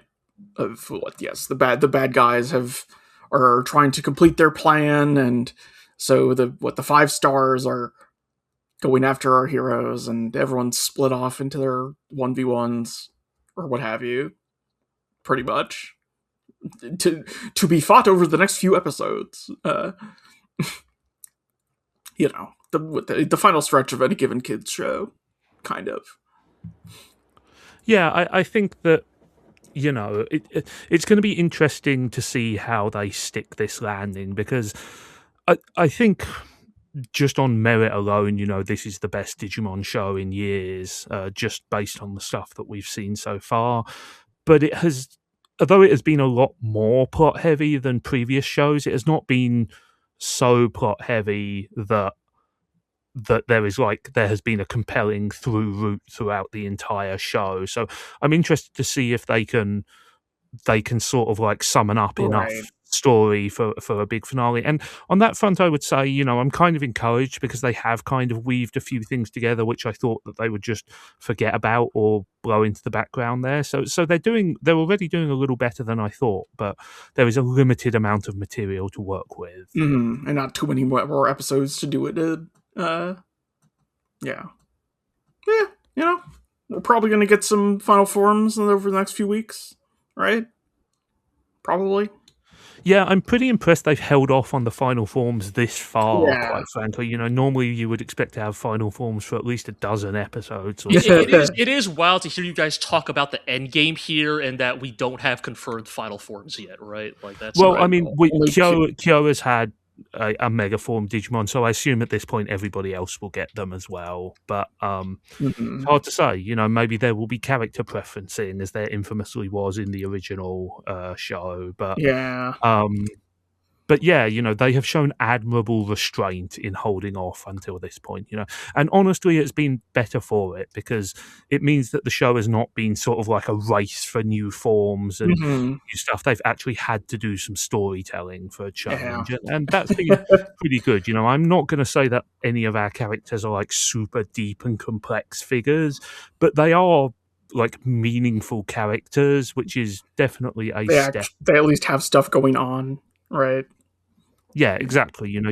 Each of these characters has had an arc. It might not be a particularly big or complicated arc, but they have definitely had moments that have seen them grow as characters, and that's encouraging. That's Digimon. I don't know. When I think of the original Digimon, it's like, it's not like the character beats were particularly complex or like, that interesting, but they existed for all of these kids, right? And so, and I don't think Beatbreak has been as good as the writing was in the original Digimon Adventure. But like, there has definitely been a level of care and effort which has been more than we have expected from the franchise in the past, say, decade. Decade. You guys have stayed consistently positive on it pretty much through the whole run. So yeah. I mean, I think at worst it has been entertaining bollocks, just kind of like fun, goofy Saturday morning cartoon shit. And at its best, it's been considerably better than that. And that is a pretty impressive level of quality to keep up over 40 plus episodes. It's been a good kids show. Good run. Yeah. And it seems like they're setting up for a appropriate final stretch. Yep. I'm expecting, like I said, here's all the one-on-one fights. There is actually also like a conspiracy to unravel, which is a lot more than I was expecting, honestly. I was just kind of expecting them to plow into a just the good guys fight the bad guys ending, but there are some plot threads that they are following up on. Yeah. All right. Well, I think we'll have at least one more show before the end here to talk about it. But you can place your bets on the furry Tokusatsu Mecha Triangle. Well, I mean, we've had furry, right? Yeah. I feel like Kirotmon has to be on the mecha end. Yeah. Right. Considering he has already turned into a stealth fighter / Macross Valkyrie. Prissimon has to be Tokusatsu because as the girl Digimon, she has to evolve into a sexy lady. But Jellymon turned into like a diving suit.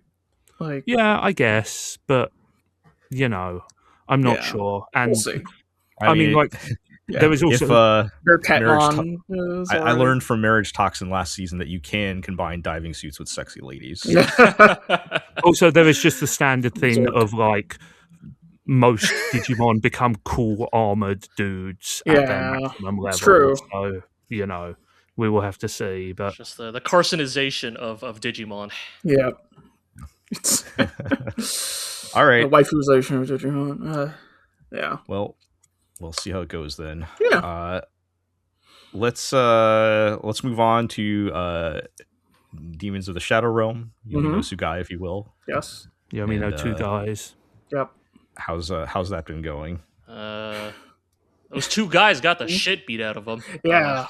We've been fighting Ivan Yasano for much of season 2, and the fight is finally wrapped up, and I would call it a pretty resounding loss for the heroes. Like, I guess at best you could say it's a stalemate based on the yeah, cope of but, Ivan was also gassing out by the end there. Yes, right? But it is also a very classic. What's the line, Eero? I could have got you. I lied. I could have got you last time. I'd love to get you this time, but I'll get you next time. Yes, classic villain cope as they run away. Yeah, I would say I continue to enjoy this show, though. Like, I think I'm definitely beginning to experience parts of this anime that I think probably work better in manga form. Right. I think we've just, hey, don't worry. I managed to find a way to shoehorn in to discuss about the state of shonen anime somehow. But I think, in all seriousness, I think a lot of adaptations kind of struggle with the fact that, like, text spoken out loud is always going to be a much slower method of communicating information than reading. Yeah. And thus, and this is not even a fault of Arakawa necessarily, nor do I want to necessarily say it's a fault of Bones either. But the way she has written her story, these characters are very talky.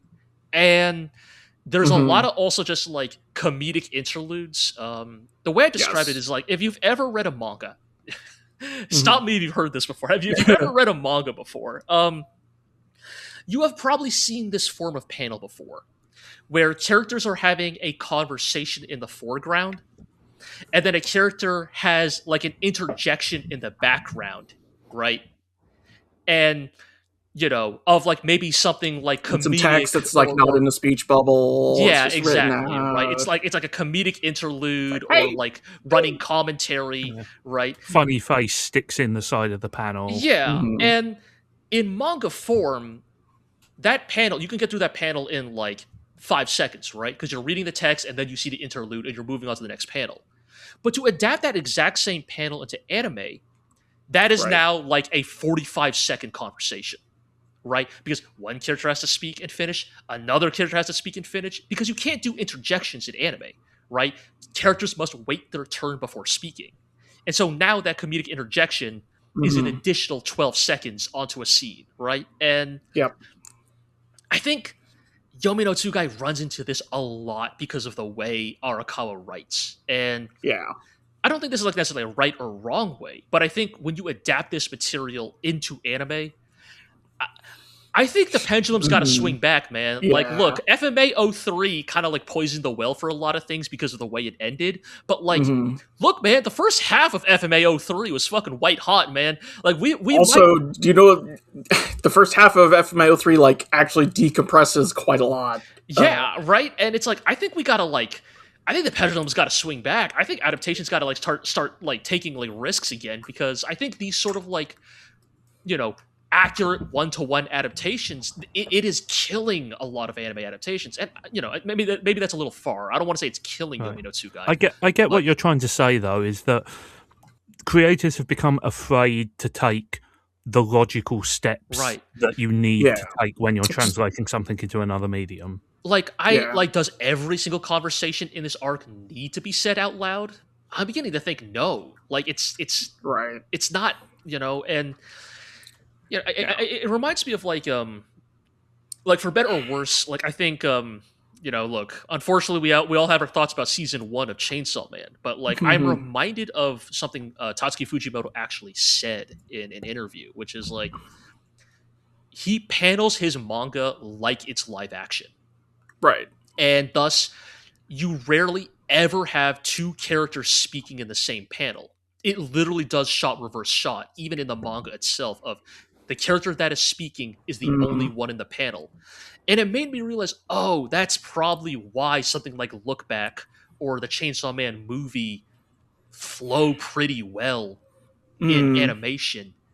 Is because, whether intentional or not, this manga was already composed to work well with spoken dialogue. Right. And that is not a failing of Arakawa necessarily. No. But like her method of writing is beginning to create like these like hard to ignore. It's for manga, right? It's because it's for manga, and I bet in manga form it reads perfectly fine. But I think in its adaptation, the translation has not been as smooth as it could have been. And this arc being the longest, most involved arc of Yomi no Tsugai, I'm feeling it. And not always in a good way. To be clear, I'm still having a good time with it and the characters, but I just become increasingly convinced from this arc that, man, once this anime is over, I am jumping to the manga, you know? Yeah. Like, the anime did its job. It got me interested. It got me hooked on the characters. But I think I am ready to engage with this story now in its maybe intended format. I do want to public on tape complain about Ivan Yasano's power set. Yes. Which, his two guys are two swords, and his two swords have way too many fucking powers. Yeah, it's like, first of all, sure, they're swords, so they can, like, cut anything. It's like, sure, okay. And then he also can, like, cut a cube of space and, like, teleport as long as the cube has been set up beforehand. And it's like, okay, sure, because he has to set it up beforehand, sure, he can cut space. Fine. Okay, this is you can add this +1 to your swords that cut anything, and I can be okay with it. But then he also has the power of, like, if one sword is stuck in something, it can transfer, like, energy to the other sword. And so it sounds dangerously close to the power of my swords is whatever seems coolest. Right. And this is one of those things of, like, it's like, we would have had you dead to rights if not for this power you pulled out of your ass. And I think it's just for better or worse, Arakawa kind of likes this archetype of character because he is the smarmy, smug, like, edgy swordsman guy, you know, and who could effortlessly fight off two demons single-handedly. And, you know, like, FMA had its fair share of guys like this, right? Kimberly is, like, the example that comes to mind the most right now. Right. But also, like, they would actually dunk on Kimberly often enough to like put him back in his place. Beat. Yeah. You know, and it's like, it kind of reminds me of the classic, like, now what we're going to call the Bakugo problem of like, you can have a character in your work who's a shithead, but, like, if they always get away with being a shithead, your audience is going to kind of tire of them quickly. And I look at a dude like Ivan Yosado, and I'm like, yeah, I've already had my fill of this dude. Like, if Yuru's demons don't just ram their fist through his chest in the next arc, like, I'm kind of done. Like, this type of villain doesn't do anything for me, you know? There's, like, a fine line between an irritating villain who the audience wants to see get his comeuppance sticking around to sort of string them along, and just, I want this guy to go away, right? Yes, like, and I think there is definitely a way to make the annoying villain a good part of the story, but it's tricky. Yes. Yeah. He ain't no King Bradley. He really is not. King Bradley. Yes. King Bradley was him, capital H him. You're King Bradley. Yeah. All right. Still going. I'm curious about where they're going to end because you see the season, because, like, I don't know that there's a solid cutoff point. I feel like it's going to maybe be on a cliffhanger of, and here's the next arc coming up. But I guess we'll see. Okay. Yeah. We'll see how it goes then. Let's move on to our next show, which is Goodbye Lara. Sayonara Lara, if you will. Or as I've seen some people put on social media, Ashita no Ro. That's pretty too good. Well, especially with this latest episode. Yeah, shout out to Thaliarchus. This dog is a chess grandmaster, apparently. Well, we'll see, because man, you know, the first of these two episodes had me sweating a little bit. That's what I'm saying. They're playing like 5-dimensional chess with us. This dog is playing a dangerous game. They're playing shit from Bloodwalk Battlefront. You know, I will say, you know, the discourse on Sayonara Lara last week was definitely, I was like, oh boy, like, here we go, right? Yeah. Like, they've introduced a man to the situation. Yeah, so let's get into the details a little bit. Well, people, of course, people were kicking off about that, you know, but like it was people have no chill online. I think Yeah, okay. it In all was such fairness, like a gentle, like goofy intro. I think this is similar to like my trepidation about World is Dancing. I think Yuri fans have been burnt so many times on this thing, right? That like I kind of understand the fear, right? I guess, you know, but I also kind of feel that if you were going into this expecting a Yuri outcome, you probably should have tempered your expectations considerably. Okay, so you are actually in the camp that you think this is going to end up being like a conventional, like heteronormative relationship. This might sound dismissive, but I kind of don't care. I think that either route would produce an interesting story. I am interested to see which way they go, but I think the quality level is high enough that I don't really mind. Well, I'll share my thoughts on that in a moment. Sure. When we get to after we've discussed the episodes a little bit, but that episode 7, yes, is they introduce the prince because we left off on the cliffhanger of the prince appearing, right? And they date for a bit, I guess. I do appreciate that it's a kind of awkward "are we dating, are we not dating" thing. You know? And it feels very he's into her. I don't know how much she's into him. Into her, yes. I mean, she's a little cautious about him for the prince thing, and also just because she's kind of weirded out by the whole situation, which relatable. And we get the reveal of kind of what happened on that final day where she did confess her love. God, right, I'd completely forgotten about that. Which is a pretty. Then there's this whole disturbing thing with the giant fish obelisk knife thing, fish stand, wanting to devour his soul or something like that. So I'm sure nothing will go wrong with that later. But so it feels, it ends with, it doesn't end on this scene, but the bit where he like shows her his painting. Yes, that was very good. I liked that a lot. And it's like, he's pouring out his, all his emotions and heart to her in this work of art, and she just laughs at him, and it's like, damn. It's just his little sister saying, "You should just tell him that he sucks." Pretty brutal. I'm not gonna lie. It's like, wow, man. Look, it's not a good painting, but also, man, that is. Poured his heart into that. Surrealist art is never appreciated in its artist's lifetime. But it kind of, it's like it feels like Lara is just trying for the sake of this is what she thinks is how it's supposed to work, and it doesn't quite feel like it's working, right? Like they establish a relationship, like they become friends and things, but like as far as the whole true love thing, I don't know. But you can hang out with your friends without it being a date.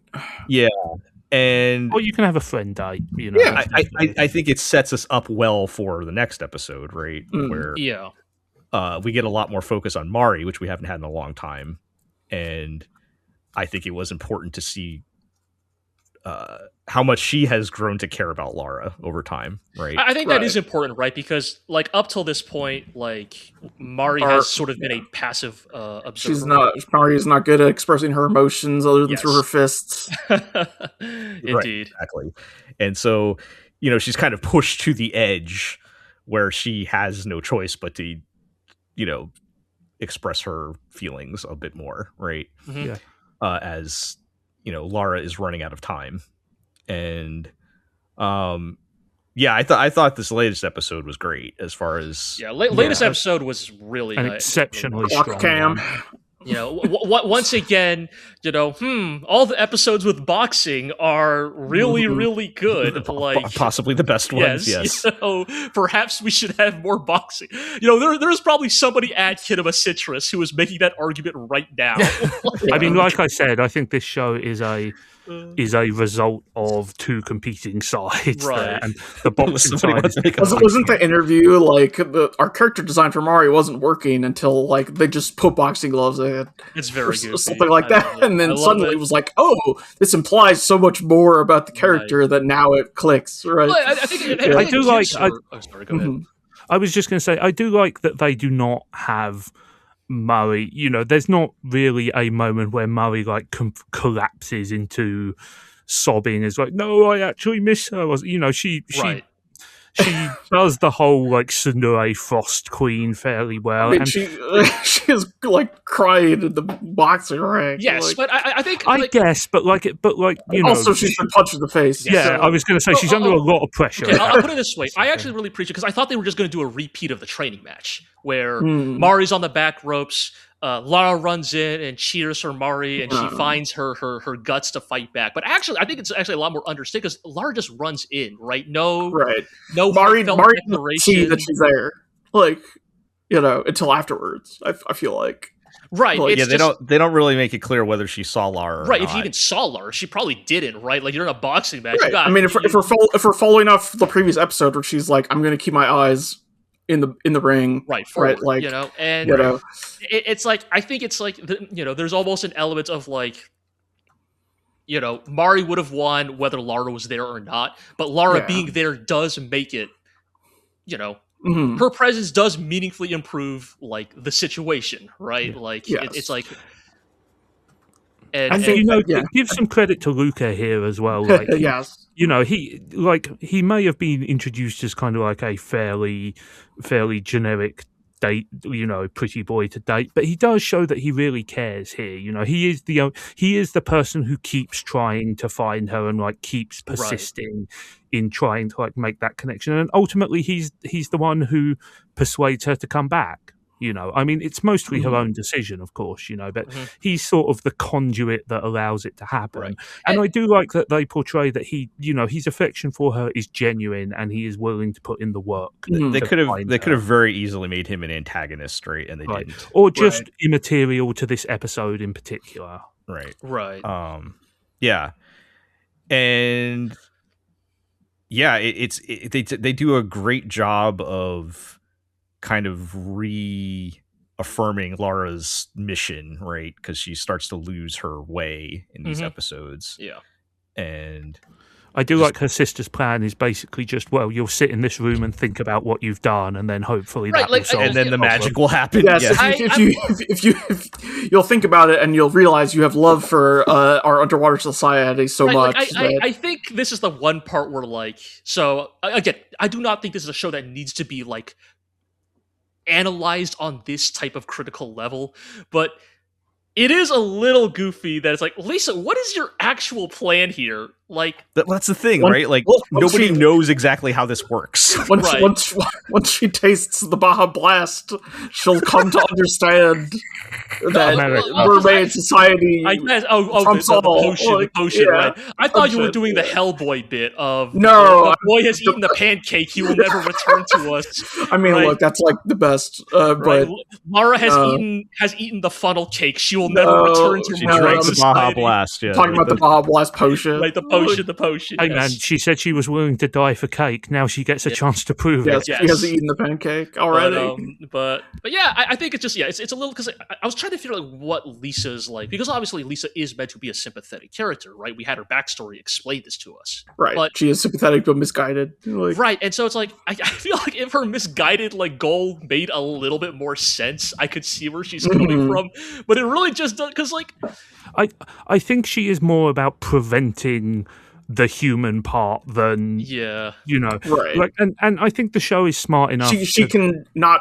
I didn't mean to interrupt you, but no, go for it. Cannot conceive any possibility of love for humans in her heart, right? Yes, due to the things she's experienced over several hundred years, and also just to the fact that she is way more insulated in the traditional way of doing things, right? I think the show is smart enough to present her as sympathetic but misguided and make that characterization stick, right? She's not a bad person, but at the same time, she represents the traditional way of doing things, the patriarchy, whatever you want to do it, whatever you want to call it. She represents sort of the stifling nature of noblesse oblige and traditional society and all that kind of stuff, and in that sense, she is something Lara has to break free from, while at the same time still, she still loves her sister, obviously, but part of the coming of age part of this story is realizing that sometimes you have to tell the people you love that they are wrong and they do not know you better than you know yourself. Right. Yeah. It's tough to do these kinds of characters well, and I think I think the show is doing a good job of it. Yeah, it almost feels like there is no villain here, right?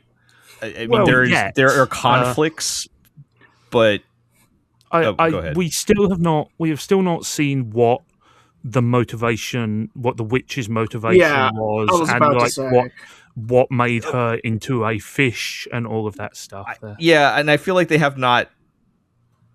Yes, and her role in the story, if we're treating this as the sequel to The Little Mermaid, she would be the villain, right? But I feel like they haven't fully gone into that either with her. They've her status currently as a goldfish has simply implied that she's got something else going on. Right. Whether she is a goldfish of her own volition or if something else made her that way is unclear. Yeah. And so it's not maybe saying there's no villain is the wrong thing, where there's no clear, it's not a black and white, this is your antagonist, right? While still giving us conflicts to work with, right? So, that's kind of a nice balance. But just a really, really strong reaffirmation of, where we're headed here. I love that we got to see more of Mari and establish their relationship a little more. I definitely hope that's where we go. Because we still have 4 episodes left at this point. It's interesting because I almost felt this latest episode almost felt like the end, right? It's obviously not, but this episode has strong ending vibes to it, if that makes sense. Yeah. So the fact that we still have 4 episodes left, I really do hope we use this remaining runtime to explore more of Mari and her relationship to Lara and kind of what they mean to each other, right? Because I feel like she has definitely been, despite being a presence in this show since the very beginning, we don't really have that much of a read on her. She took a few episodes off. Yeah, and I don't necessarily begrudge them for that, because they were doing it to give more character depth to Lara, who I think is ultimately the most important character, But yes, I mean, I think, now we have this sort of triangle of Lara, Luca, and Mari. Right. I do think that, I hope that they zero in on that stuff and really, start breaking down the relationships between them there. I don't know. Right. I see that, but also, man, a love triangle is the last thing I want to see introduced to this show. I'm not sure it will be a love triangle in the traditional sense. I think it is more kind of Lara has 2 choices in front of her, and it will be interesting to see which way they go. I feel like, having started this segment defending Luca, I think he's quite a charming character and clearly, a better person than the prince who he resembles.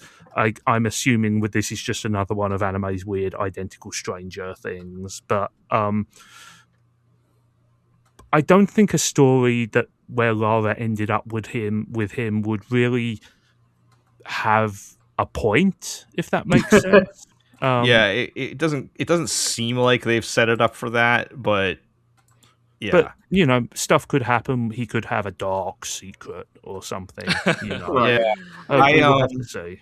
Yeah. So if we're getting into sort of the speculation part of this, sure. I think right now the highest likelihood, because the reason why we were harping on the relationship so much is because the whole point is she's supposed to find true love or whatever, right? So I feel like the show is going to be trying to examine what does true love even mean. Yeah, I think there's the highest % chance of it's going to be either a general love of humanity or love that doesn't have to be romantic love. It can a cop out is what you're saying. Yes, exactly. I feel like that's the highest percentage chance of what we're building up to. I will say though, if we're going to hang on to the shred of hope here, I still think Mari has a chance. Because for one, and I know anime's track record of not actually letting the girls kiss is bad, but we're much in a much better place than we are in 2026. Right. Yeah. The I will say, she is the only one that gets the obelisk to move.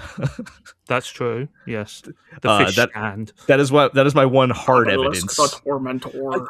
I just don't feel that the married relationship has been written very romantically coded. You know, it's kind of more a wingman relationship. If I don't know, man. I think maybe a bit in this latest episode we're starting to get some hints at that. I don't know, something about her feeding her those drinks or something. I don't know, but okay. The Baja I'm just Blast. saying. The most urine of beverages, the Baja Blast. I presented, yes. The ultimate sign of lesbian bonding is feeding Baja Blast to your partner. You know what I'm saying.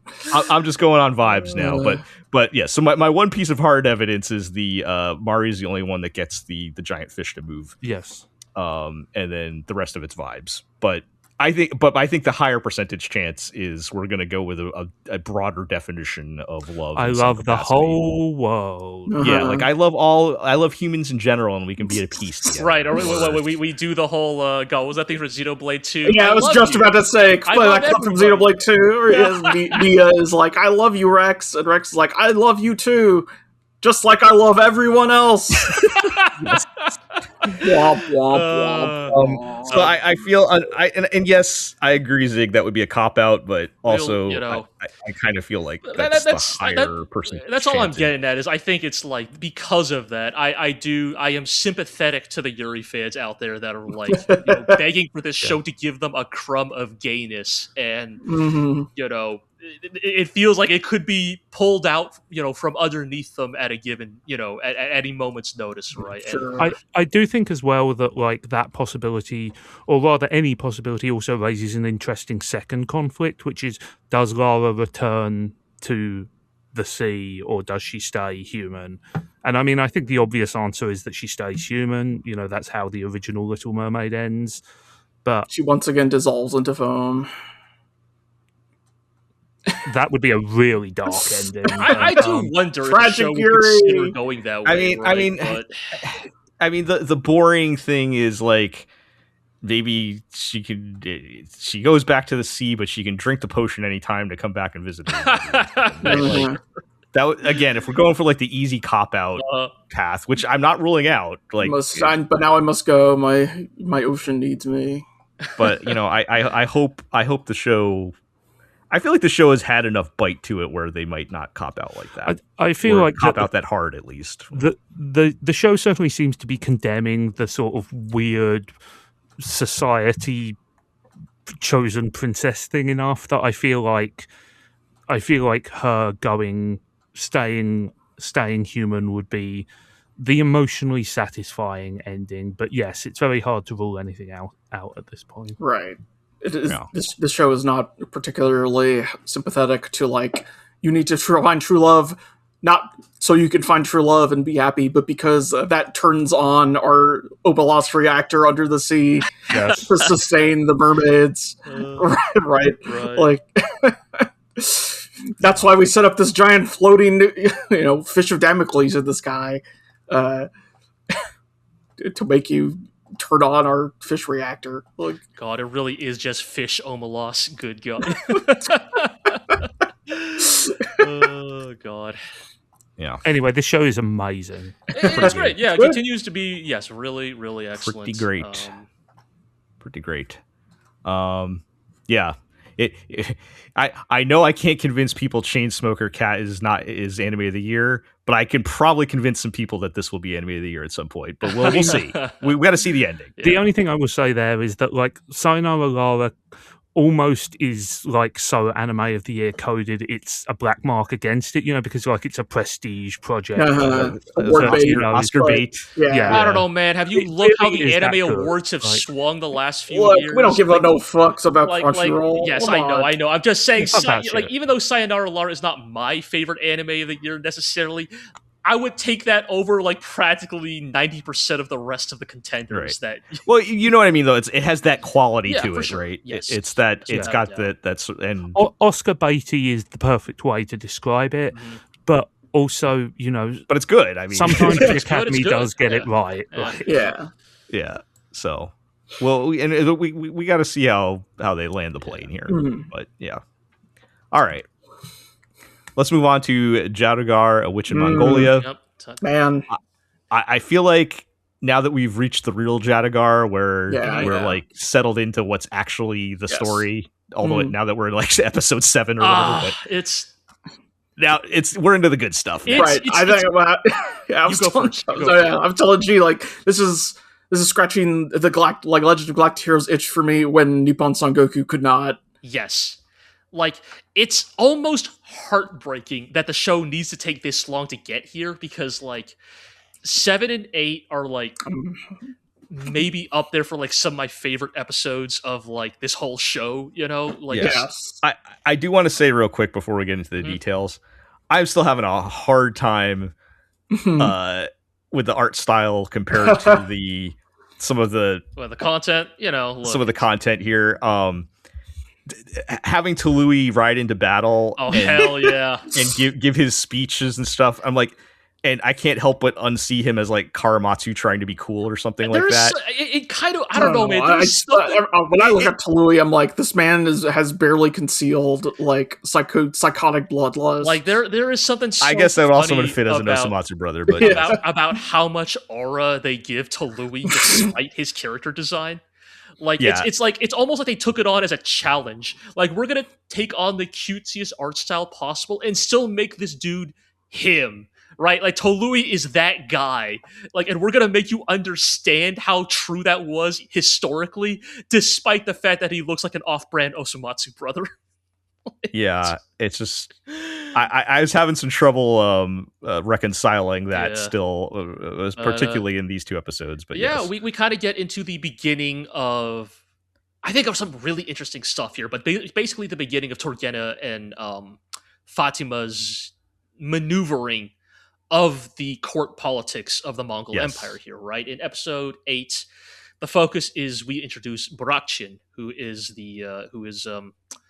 by law is Ogade's first wife, right? But also we are informed is Ogade's first wife by way of Mongol custom, which in this era meant that when a Mongol king passes, his son inherits his wives, right? And so Barakchin, his mom wife. Yes, literal mom wife, right? Like stepmom wife, yeah. Well, stepmother, to be clear. The Mongols weren't that crazy. You could not inherit your own birth mother as your wife, but you could.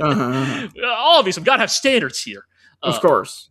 And you know, it's like you could get into like the stuff about like, obviously, like in this era, what does a wife actually mean, like culturally, legally? He's got like 300 of them already, right? You know, and so like it is obviously like it's clearly the implication here is that like, look, Ogade is not Zorkin his mom, all right? But like, you know, but she's described as like you would be the first. The most important one if you are not sick in bed. Yes. Yeah, it's almost more of like a political position than but nonetheless, she's Empress Dowager. Like, exactly. Right. The closest thing we have to Empress Dowager in the current state of the Mongol Empire. Yes. Right. And so, but yes, as you know, was brought up, right? Borakchin would be the hold political primacy here, if not for the fact that she is bedridden, right? And so Turgena and Fatima sort of a galaxy brain plan, which I think is very funny, is, oh, you know what? Let's help Barakchin, right? Let's try to cure her disease, because that will make her indebted to us and thus easier to manipulate, right? And I think some of this plan is informed by Fatima's interaction with Moge, one of Ogade's other wives, who is the pretty one. And, she's nice. I think she herself says she is not smart. Yes. Moge is the pretty but dumb one. And sort of the funny tragedy is Barakchin attempts to use Moge as an agent of her political will, but the reality is Moge is too dumb to be an agent of another's political will.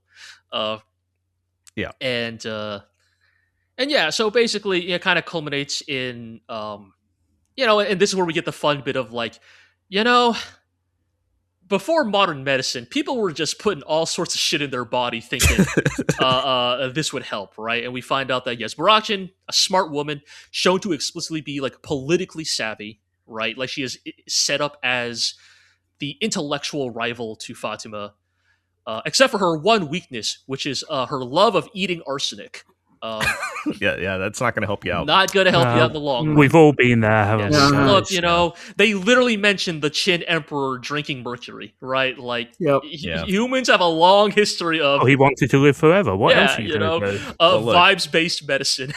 I was always taught that the elixir will restore your HP and MP to maximum. So, when we were watching these episodes, I was like, why did they think Bezoars cured anything? How does that make any sense? Like, but turns out the thing they do cure is arsenic poisoning. Oh, great. Perfect. You know, you gotta, this is the thing, right? And this is the one thing that they do. The one thing they do. Awesome. But that's great, right? Because that probably means somebody used a Bezoar once to cure arsenic poisoning. Yeah. And they just assumed, this thing must, like, cure all toxins, right? And this is the thing that is so great about, like, human history, right? That people were not necessarily dumber than we are today, right? They were working within the frameworks of the knowledge and that they had access to, right? And humans it's very hard to make rational decisions when you have almost no information to base them on. And so, I guess it makes sense if you're like, wow, that guy was sick, then he ate this thing and stopped being sick, and you were able to... Evidence-based medicine based on the evidence they had. Right? And so it's like, I do love that, right? But yes, it gets into this idea that, yes, these people were, like, not foolish, right? Like, yes, they had less access to technology and medicine, but, like, they were working within the frameworks they had, right? And so at the end of the day, Barakshin is not necessarily framed as like, wow, what an idiot, why was she eating arsenic? As more as just, this was, you know... That was the information she had available to her. This is what they thought they had available, right? And then the other side of this is the other major plot point, which is now that Ogde has consolidated his reign as the next great Khan, it's time to finish what all Genghis started, which is beating the piss out of China, which was put on hold during the Khwarezmian invasion, right? And so they talk about their campaign against the Northern Jin Empire. China at this point was split into two distinct Chinese dynasties, the Northern Jin and the Southern Song. The Northern Shocking, Jin, really. You could never imagine China being split into a number of warring states. Long united must divide, long divided must unite. Look, we all look. That's China for you, baby.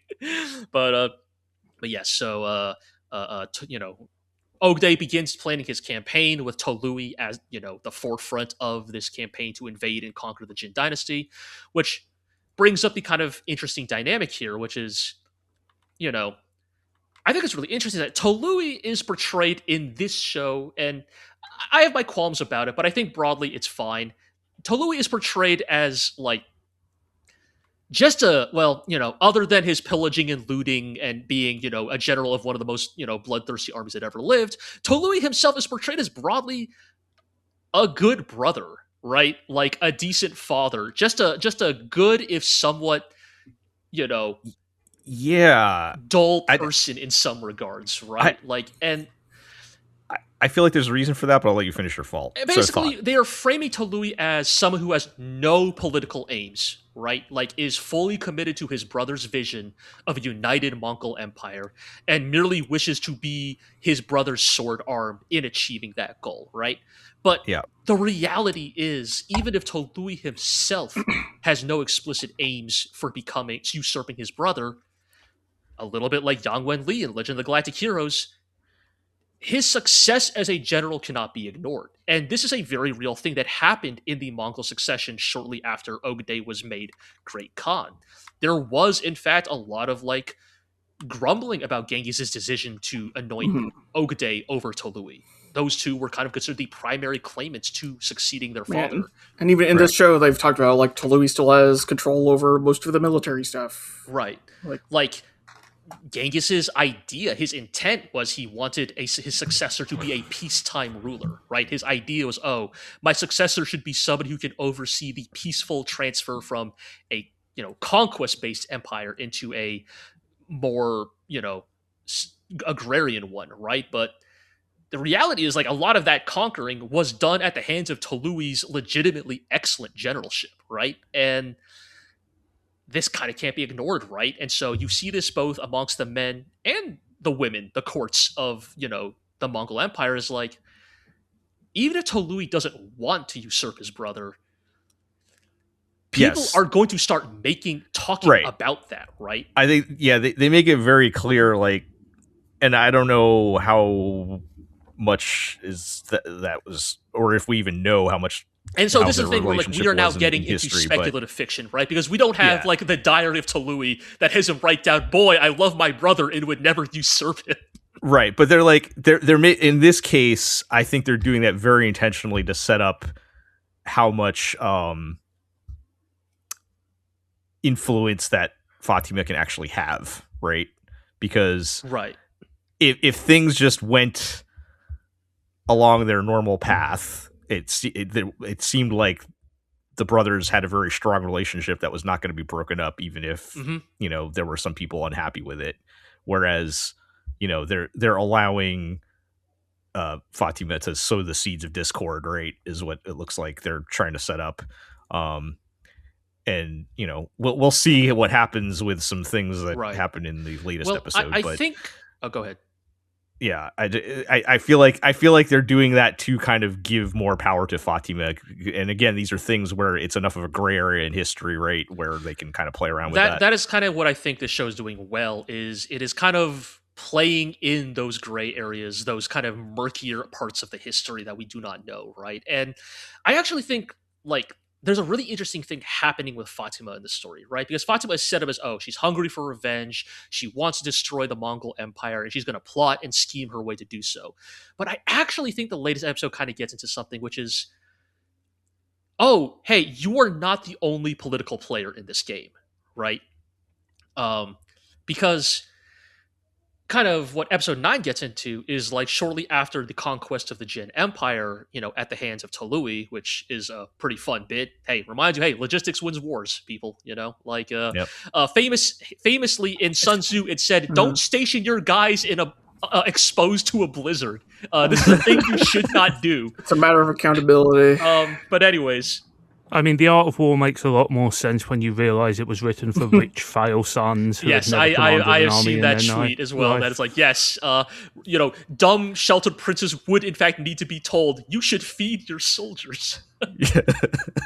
But it kind of sets up this thing where basically, right, so in the next episode, what we kind of get is that Fatima is clever, but she's not actually as slick as she actually thinks she is, right?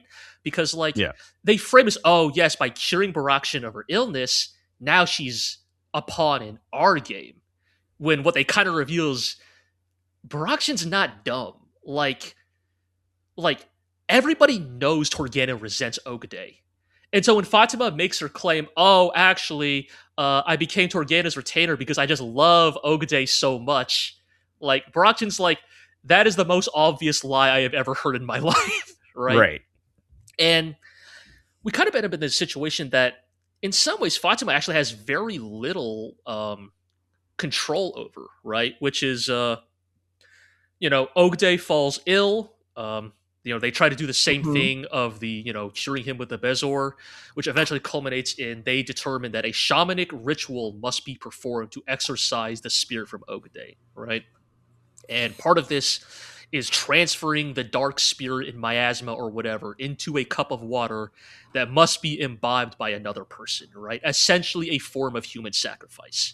And they say, and, is this the origin of the Ring videotape where you have to make someone else watch it? I mean, this type of, like, form of curse has existed in human culture for you transfer the curse into an inanimate object. The purging stuff. Yeah. Exactly. And so, eventually it is determined that that this works best with a blood relative, right? And so Tolui steps up to play. He's like, I'll drink that water because I'm motherfucking Tolui. I'm built different, And I think the thing I kind of love about this sequence is clearly, whether Tolui knows it or not, has been manipulated into a a situation where like he must drink this water to like because like so much of court politics is about face. It's about saving face, right? Right. If Tolui refuses, then everybody says, "Oh, Tolui is planning to coup his brother," right? So Tolui Right. kind of has to drink the water, but also importantly, before all this, Barakshin makes a great show of "I'll drink the water"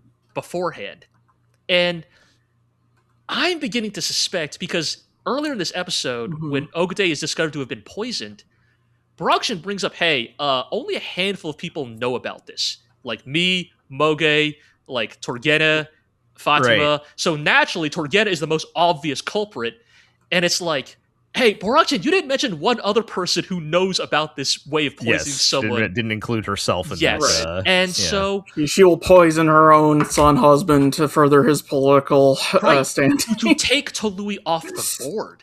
And I think what I really like about this escalation is, whether intentional or not, this is almost Barakshin throwing down the gauntlet to Fatima of like, hey, if you want to play this game of court politics, like, you got to play for keeps, right? Like, it was very cute that you tried to heal me to win me over to your side. But hey, guess what?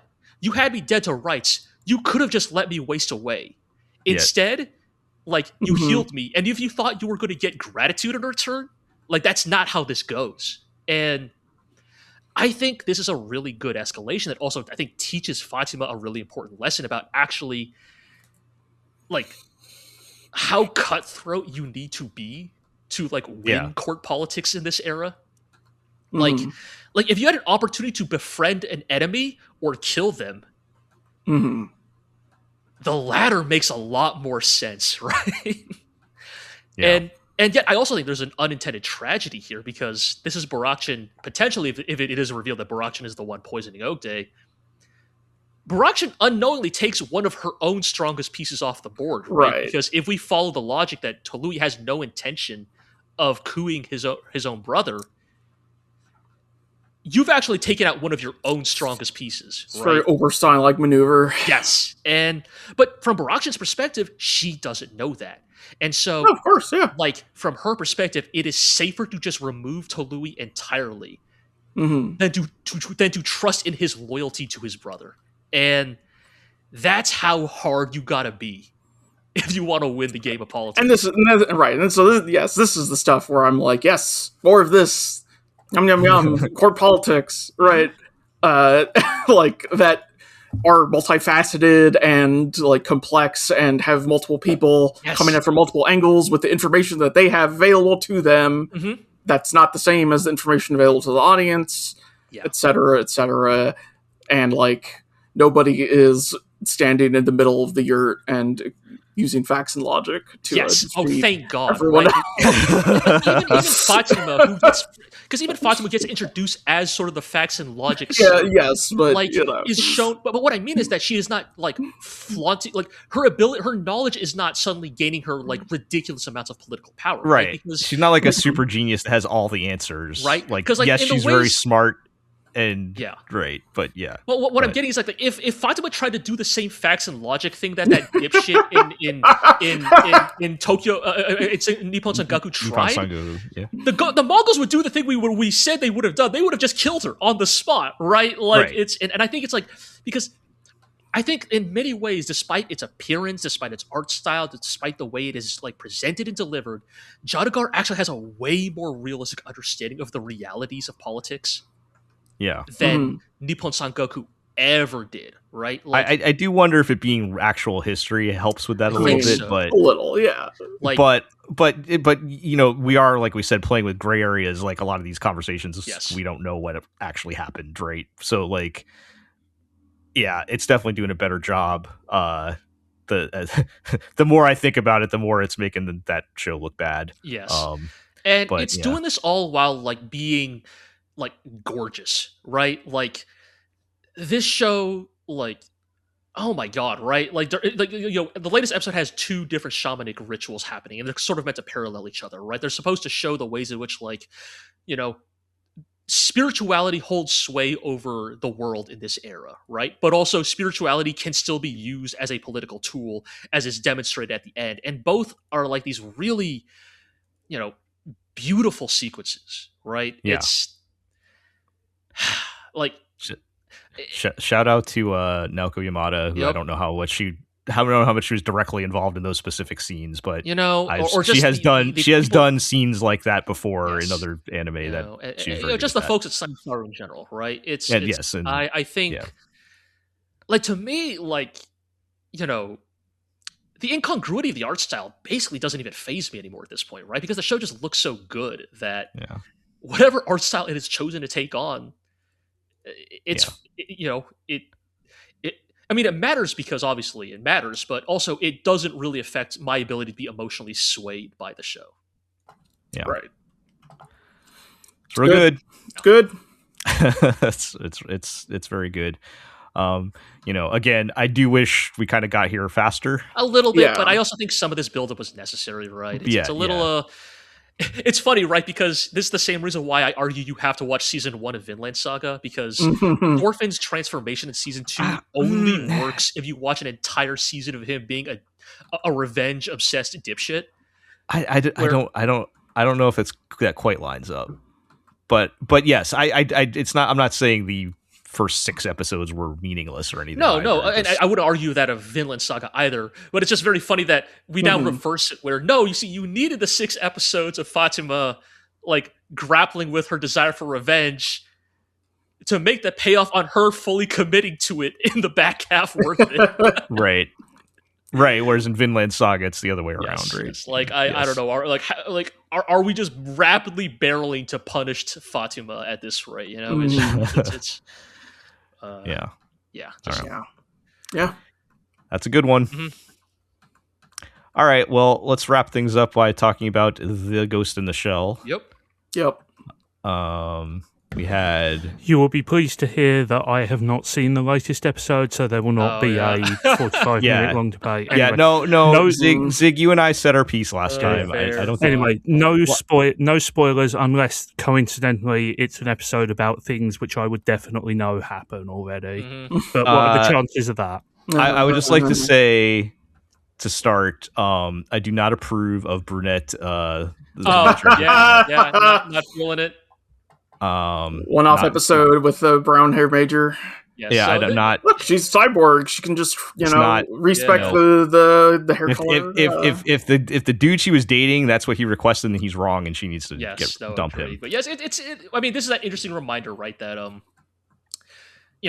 Masamune Shiro did change the major's design a couple of times during the run of the manga, and I think it's just a part of, like, I agree. It is a distinct downgrade, but he has the best plot justification for it ever, though. Yes, he can just swap her out at any time, right? But I do think it's just part of the fact that the major's always changing her look in every episode, right? She has a different outfit each episode.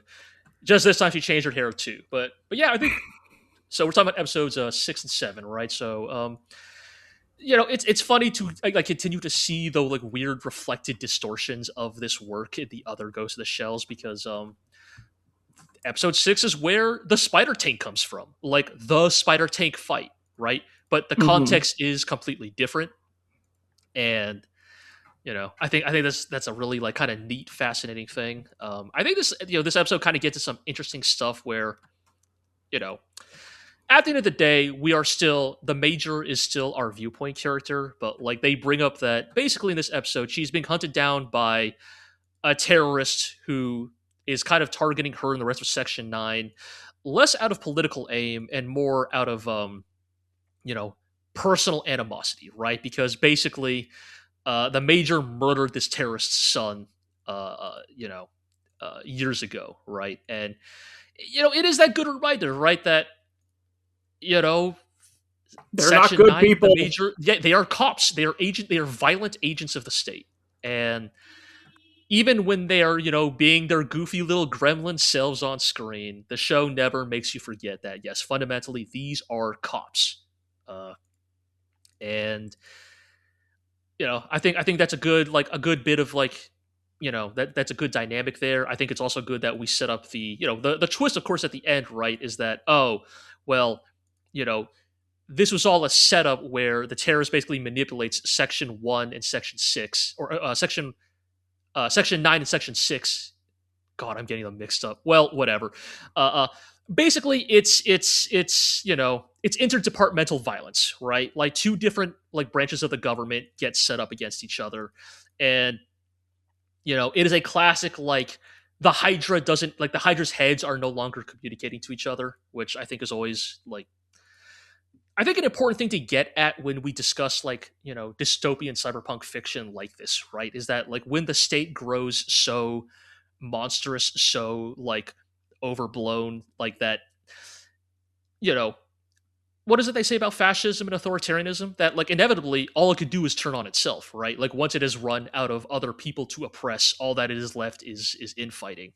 And I think like maybe this is the read I'm choosing to have on this show, but I actually do sort of like this sort of slow burn character arc that is almost like weirdly informed by different like portrayals of Ghost in the Shell, which is the fact that the Major is property of the state, right? They bring this up multiple times that her cybernetic prosthetic body is property of the state, which means that Makoto's body or Motoko's body is property of the state. And thus, should the government ever decide to pull on that leash, Motoko has very few avenues, right? It is sort of the melancholy of her character, in spite of her, especially in this portrayal, like goofy gremlin personality. And, you know, that's brought up in multiple Ghost in the Shell adaptations. And it kind of all clicked here, funnily enough, like in this portrayal of Ghost in the Shell, in this version of the arc, where when the state decides to put its thumb on her, even just a little bit, there's not much she can do, right? This episode culminates in her fighting the spider tank and the government agents, and they have her dead to rights. Like, she is at their mercy until a last-minute save by another member of Section 9. And it's sort of this moment where you realize, oh, this is just one different government agency pressing its weight on her a little bit. You know, Motoko might be this super cool mega hacker, government agent, cool spy lady with all her gadgets and her cloaking, but like at the end of the day, she is one person in the face of an authoritarian state. And the state can, you know, obliviate her should they wish. And there is very little recourse she has. And in some weird ways, watching this episode where the spider tank is explicitly piloted by, you know, the government, that makes her moment to merge with the puppet master at the end of the Oshi Ghost in the Shell film click, right? We'll get there soon. You know, soon because enough. Yes, because it's like, oh, yes, in a world where like she is constantly reminded that the military like arm of the state could crush her at any moment. This is the chance for freedom. Why wouldn't she accept this like scary but promising chance at being something else? And I don't think I've ever experienced a form of this where different adaptations of the same media all kind of synergized into creating a cohesive arc for a character in a way that maybe each individual portrayal or adaptation could not do on its own. And I think that's a really fascinating, if maybe unintentional, end result of Ghost in the Shell having been adapted so many times and in so many different ways. Right. I mean, we talked about like Lupin Part 5 kind of doing some of this as well by specifically homaging and like acknowledging the myriad different versions of Lupin. Right. The difference there is that Lupin Part 5 is a show that is explicitly metatextual about itself. About that, yeah. Yeah. Whereas this is like Ghost in the Shell is not trying to be a show about Ghost in the Shell. Right. This is simply a consequence of how Ghost in the Shell has been adapted over time, as opposed to like that being an intentional grappling with the ways. Yeah. Right. Yeah. Well, it's pretty good. I'm enjoying it. You know? And you know, don't want to ramble it for it too long, so I'll just make it real quick. So episode 7 is the Puppet Master arc, right? It is the start thing. of Yes, it is. It is the android with a destroyed torso claiming personhood and demanding political asylum as a living being. It is all that Oshi stuff, right? It is all the transhuman, like, this super AI manages to escape Section 6's confines and demands recognition as a person. And it's kind of fascinating to see this version of the story because in some ways what Oshi actually did is make this arc comprehensible. And I know that's crazy saying that about Oshi, but yeah. But he stripped it back to like the essential factors, right? The original version as portrayed here, I had to like rewatch this, like the sequence multiple times, and I kind of still don't get it. But like, it is Ghost of the Shell going like Well, you see, into the paint. well, you see, as was explained in Shin Megami Tensei Digital Devil Saga 2, like all creation is just data when you get down to it. Therefore, yes, I there's we've no all played difference. Shin Megami Tensei Digital Devil Saga. No, Hero, keep cooking. Therefore, you know, at the absolute smallest level, there's no difference between, you know, digital data and, you know, material data. Yes. And so Look, there's no reason that I'm not going to buy your NFTs. There's no reason that, you know, electrons or the spaces between the electrons can't still web up into a material form that affects reality. It is. I mean, like it is getting the most into that transhumanist cyberpunk speculative fiction about like personhood and reality. Read my post about Shin Megami Tensei Digital Devil Saga on my blog, obsidianmoonshine.com. Yep, shout outs. But no, like seriously, it's like it is. But like, whereas like Oshi, like, you know, obviously Oshi's take on it is also very philosophical and transhumanist. But like the original goes into like a very heavy, like, you know, there's the tech aspect, there's the philosophy, like it gets into like the, like, you know, clearly Shinto derived spiritualism of it as well, like this idea that like if all of existence is merely like the space between electrons, then like, yes, what is the difference between like human thought, electronic thought, artificial thought, no thought, right? The absence of thought. It's a lot. It's a lot. And I'm not going to necessarily say like, oh, and like, you know, it's, you know, oh, this was the real vision of it that Oshi like ruined or whatever. I'm not saying that. And I'm also not saying it's worse either. It is definitely a lot more like philosophical, a lot more like maybe even somehow more navel-gazy than even Oshi's portrayal of it. But it's really cool. It's a fascinating conversation. She's basically having a religious experience. Yes, like, and they portray it as more a religious experience than like necessarily a like philosophical one. And the audio-visual presentation of that was very cool. You saw, okay, I have to give Science Saru, again, just after Jaadugar, so much credit here, because they were given a very difficult task of how do we visually portray the Puppet Master storyline, but in a way that is not going to be immediately compared to Oshi's version. And I think they knock it out of the park.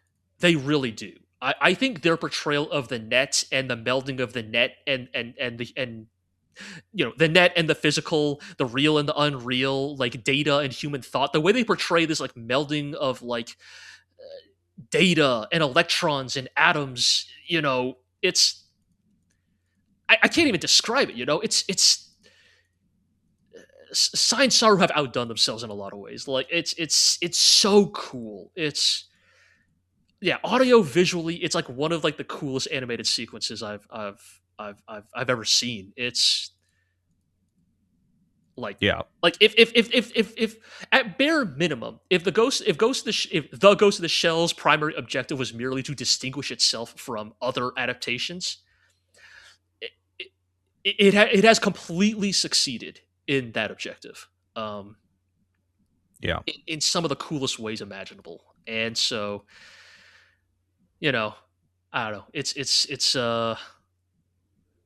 I continue to be really, really impressed by what Science Saru have achieved with this adaptation.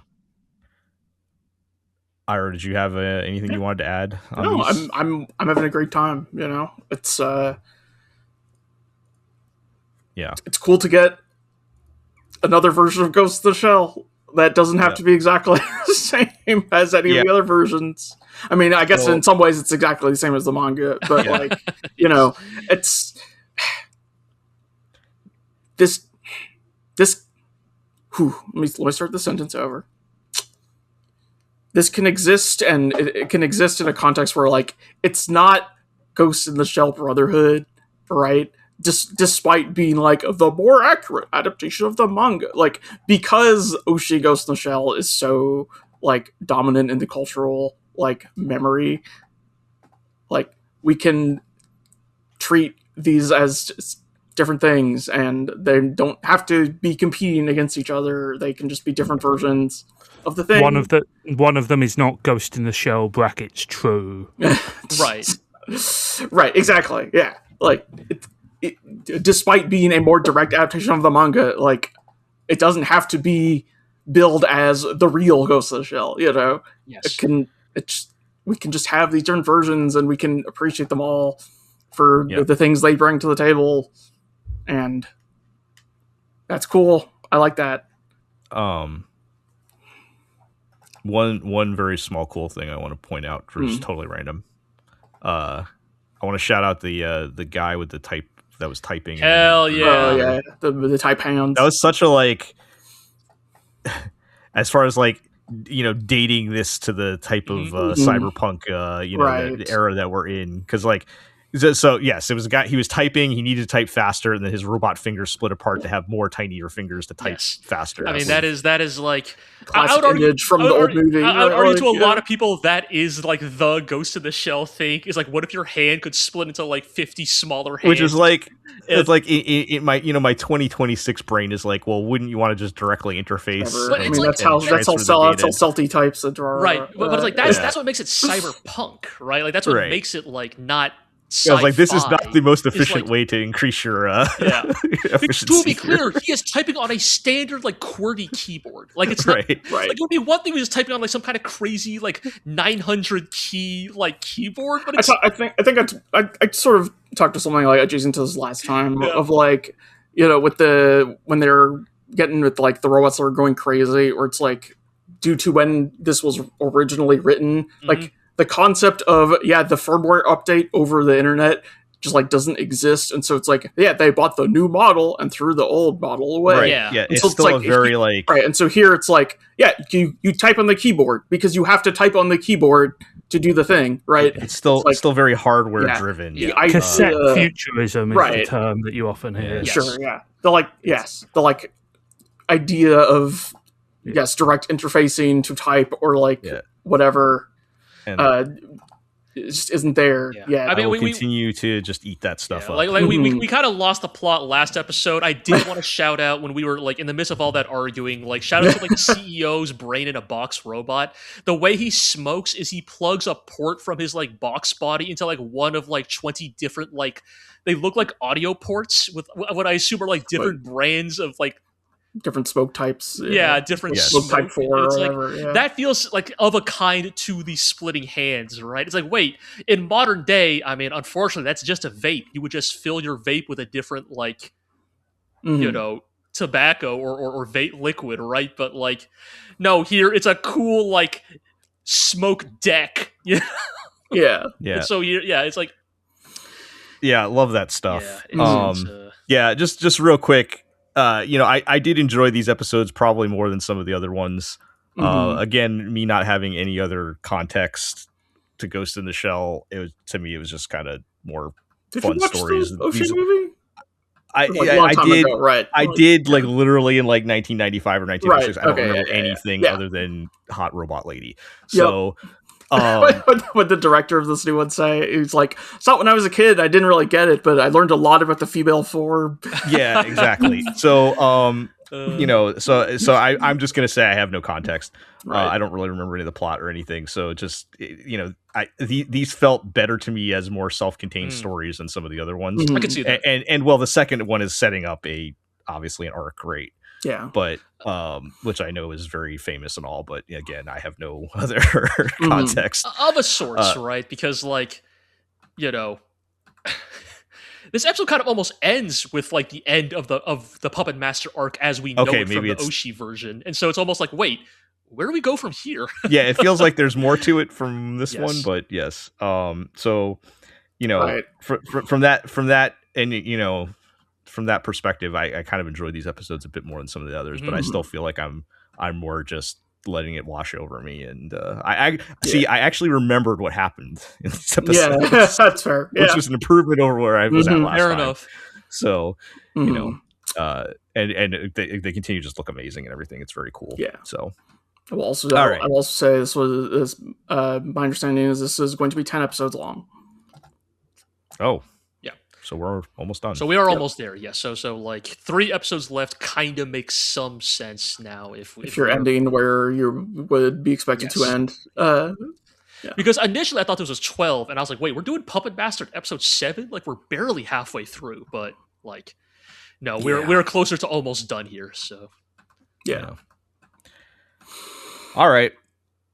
Well, that's going to do it, I think, for another long one here. Yeah, we got to wrap it up so I can go Zorkin for the final, like, you guys got to period of the Duskbloods more hours. Yeah, one last Zorkin. Another Zorkin period.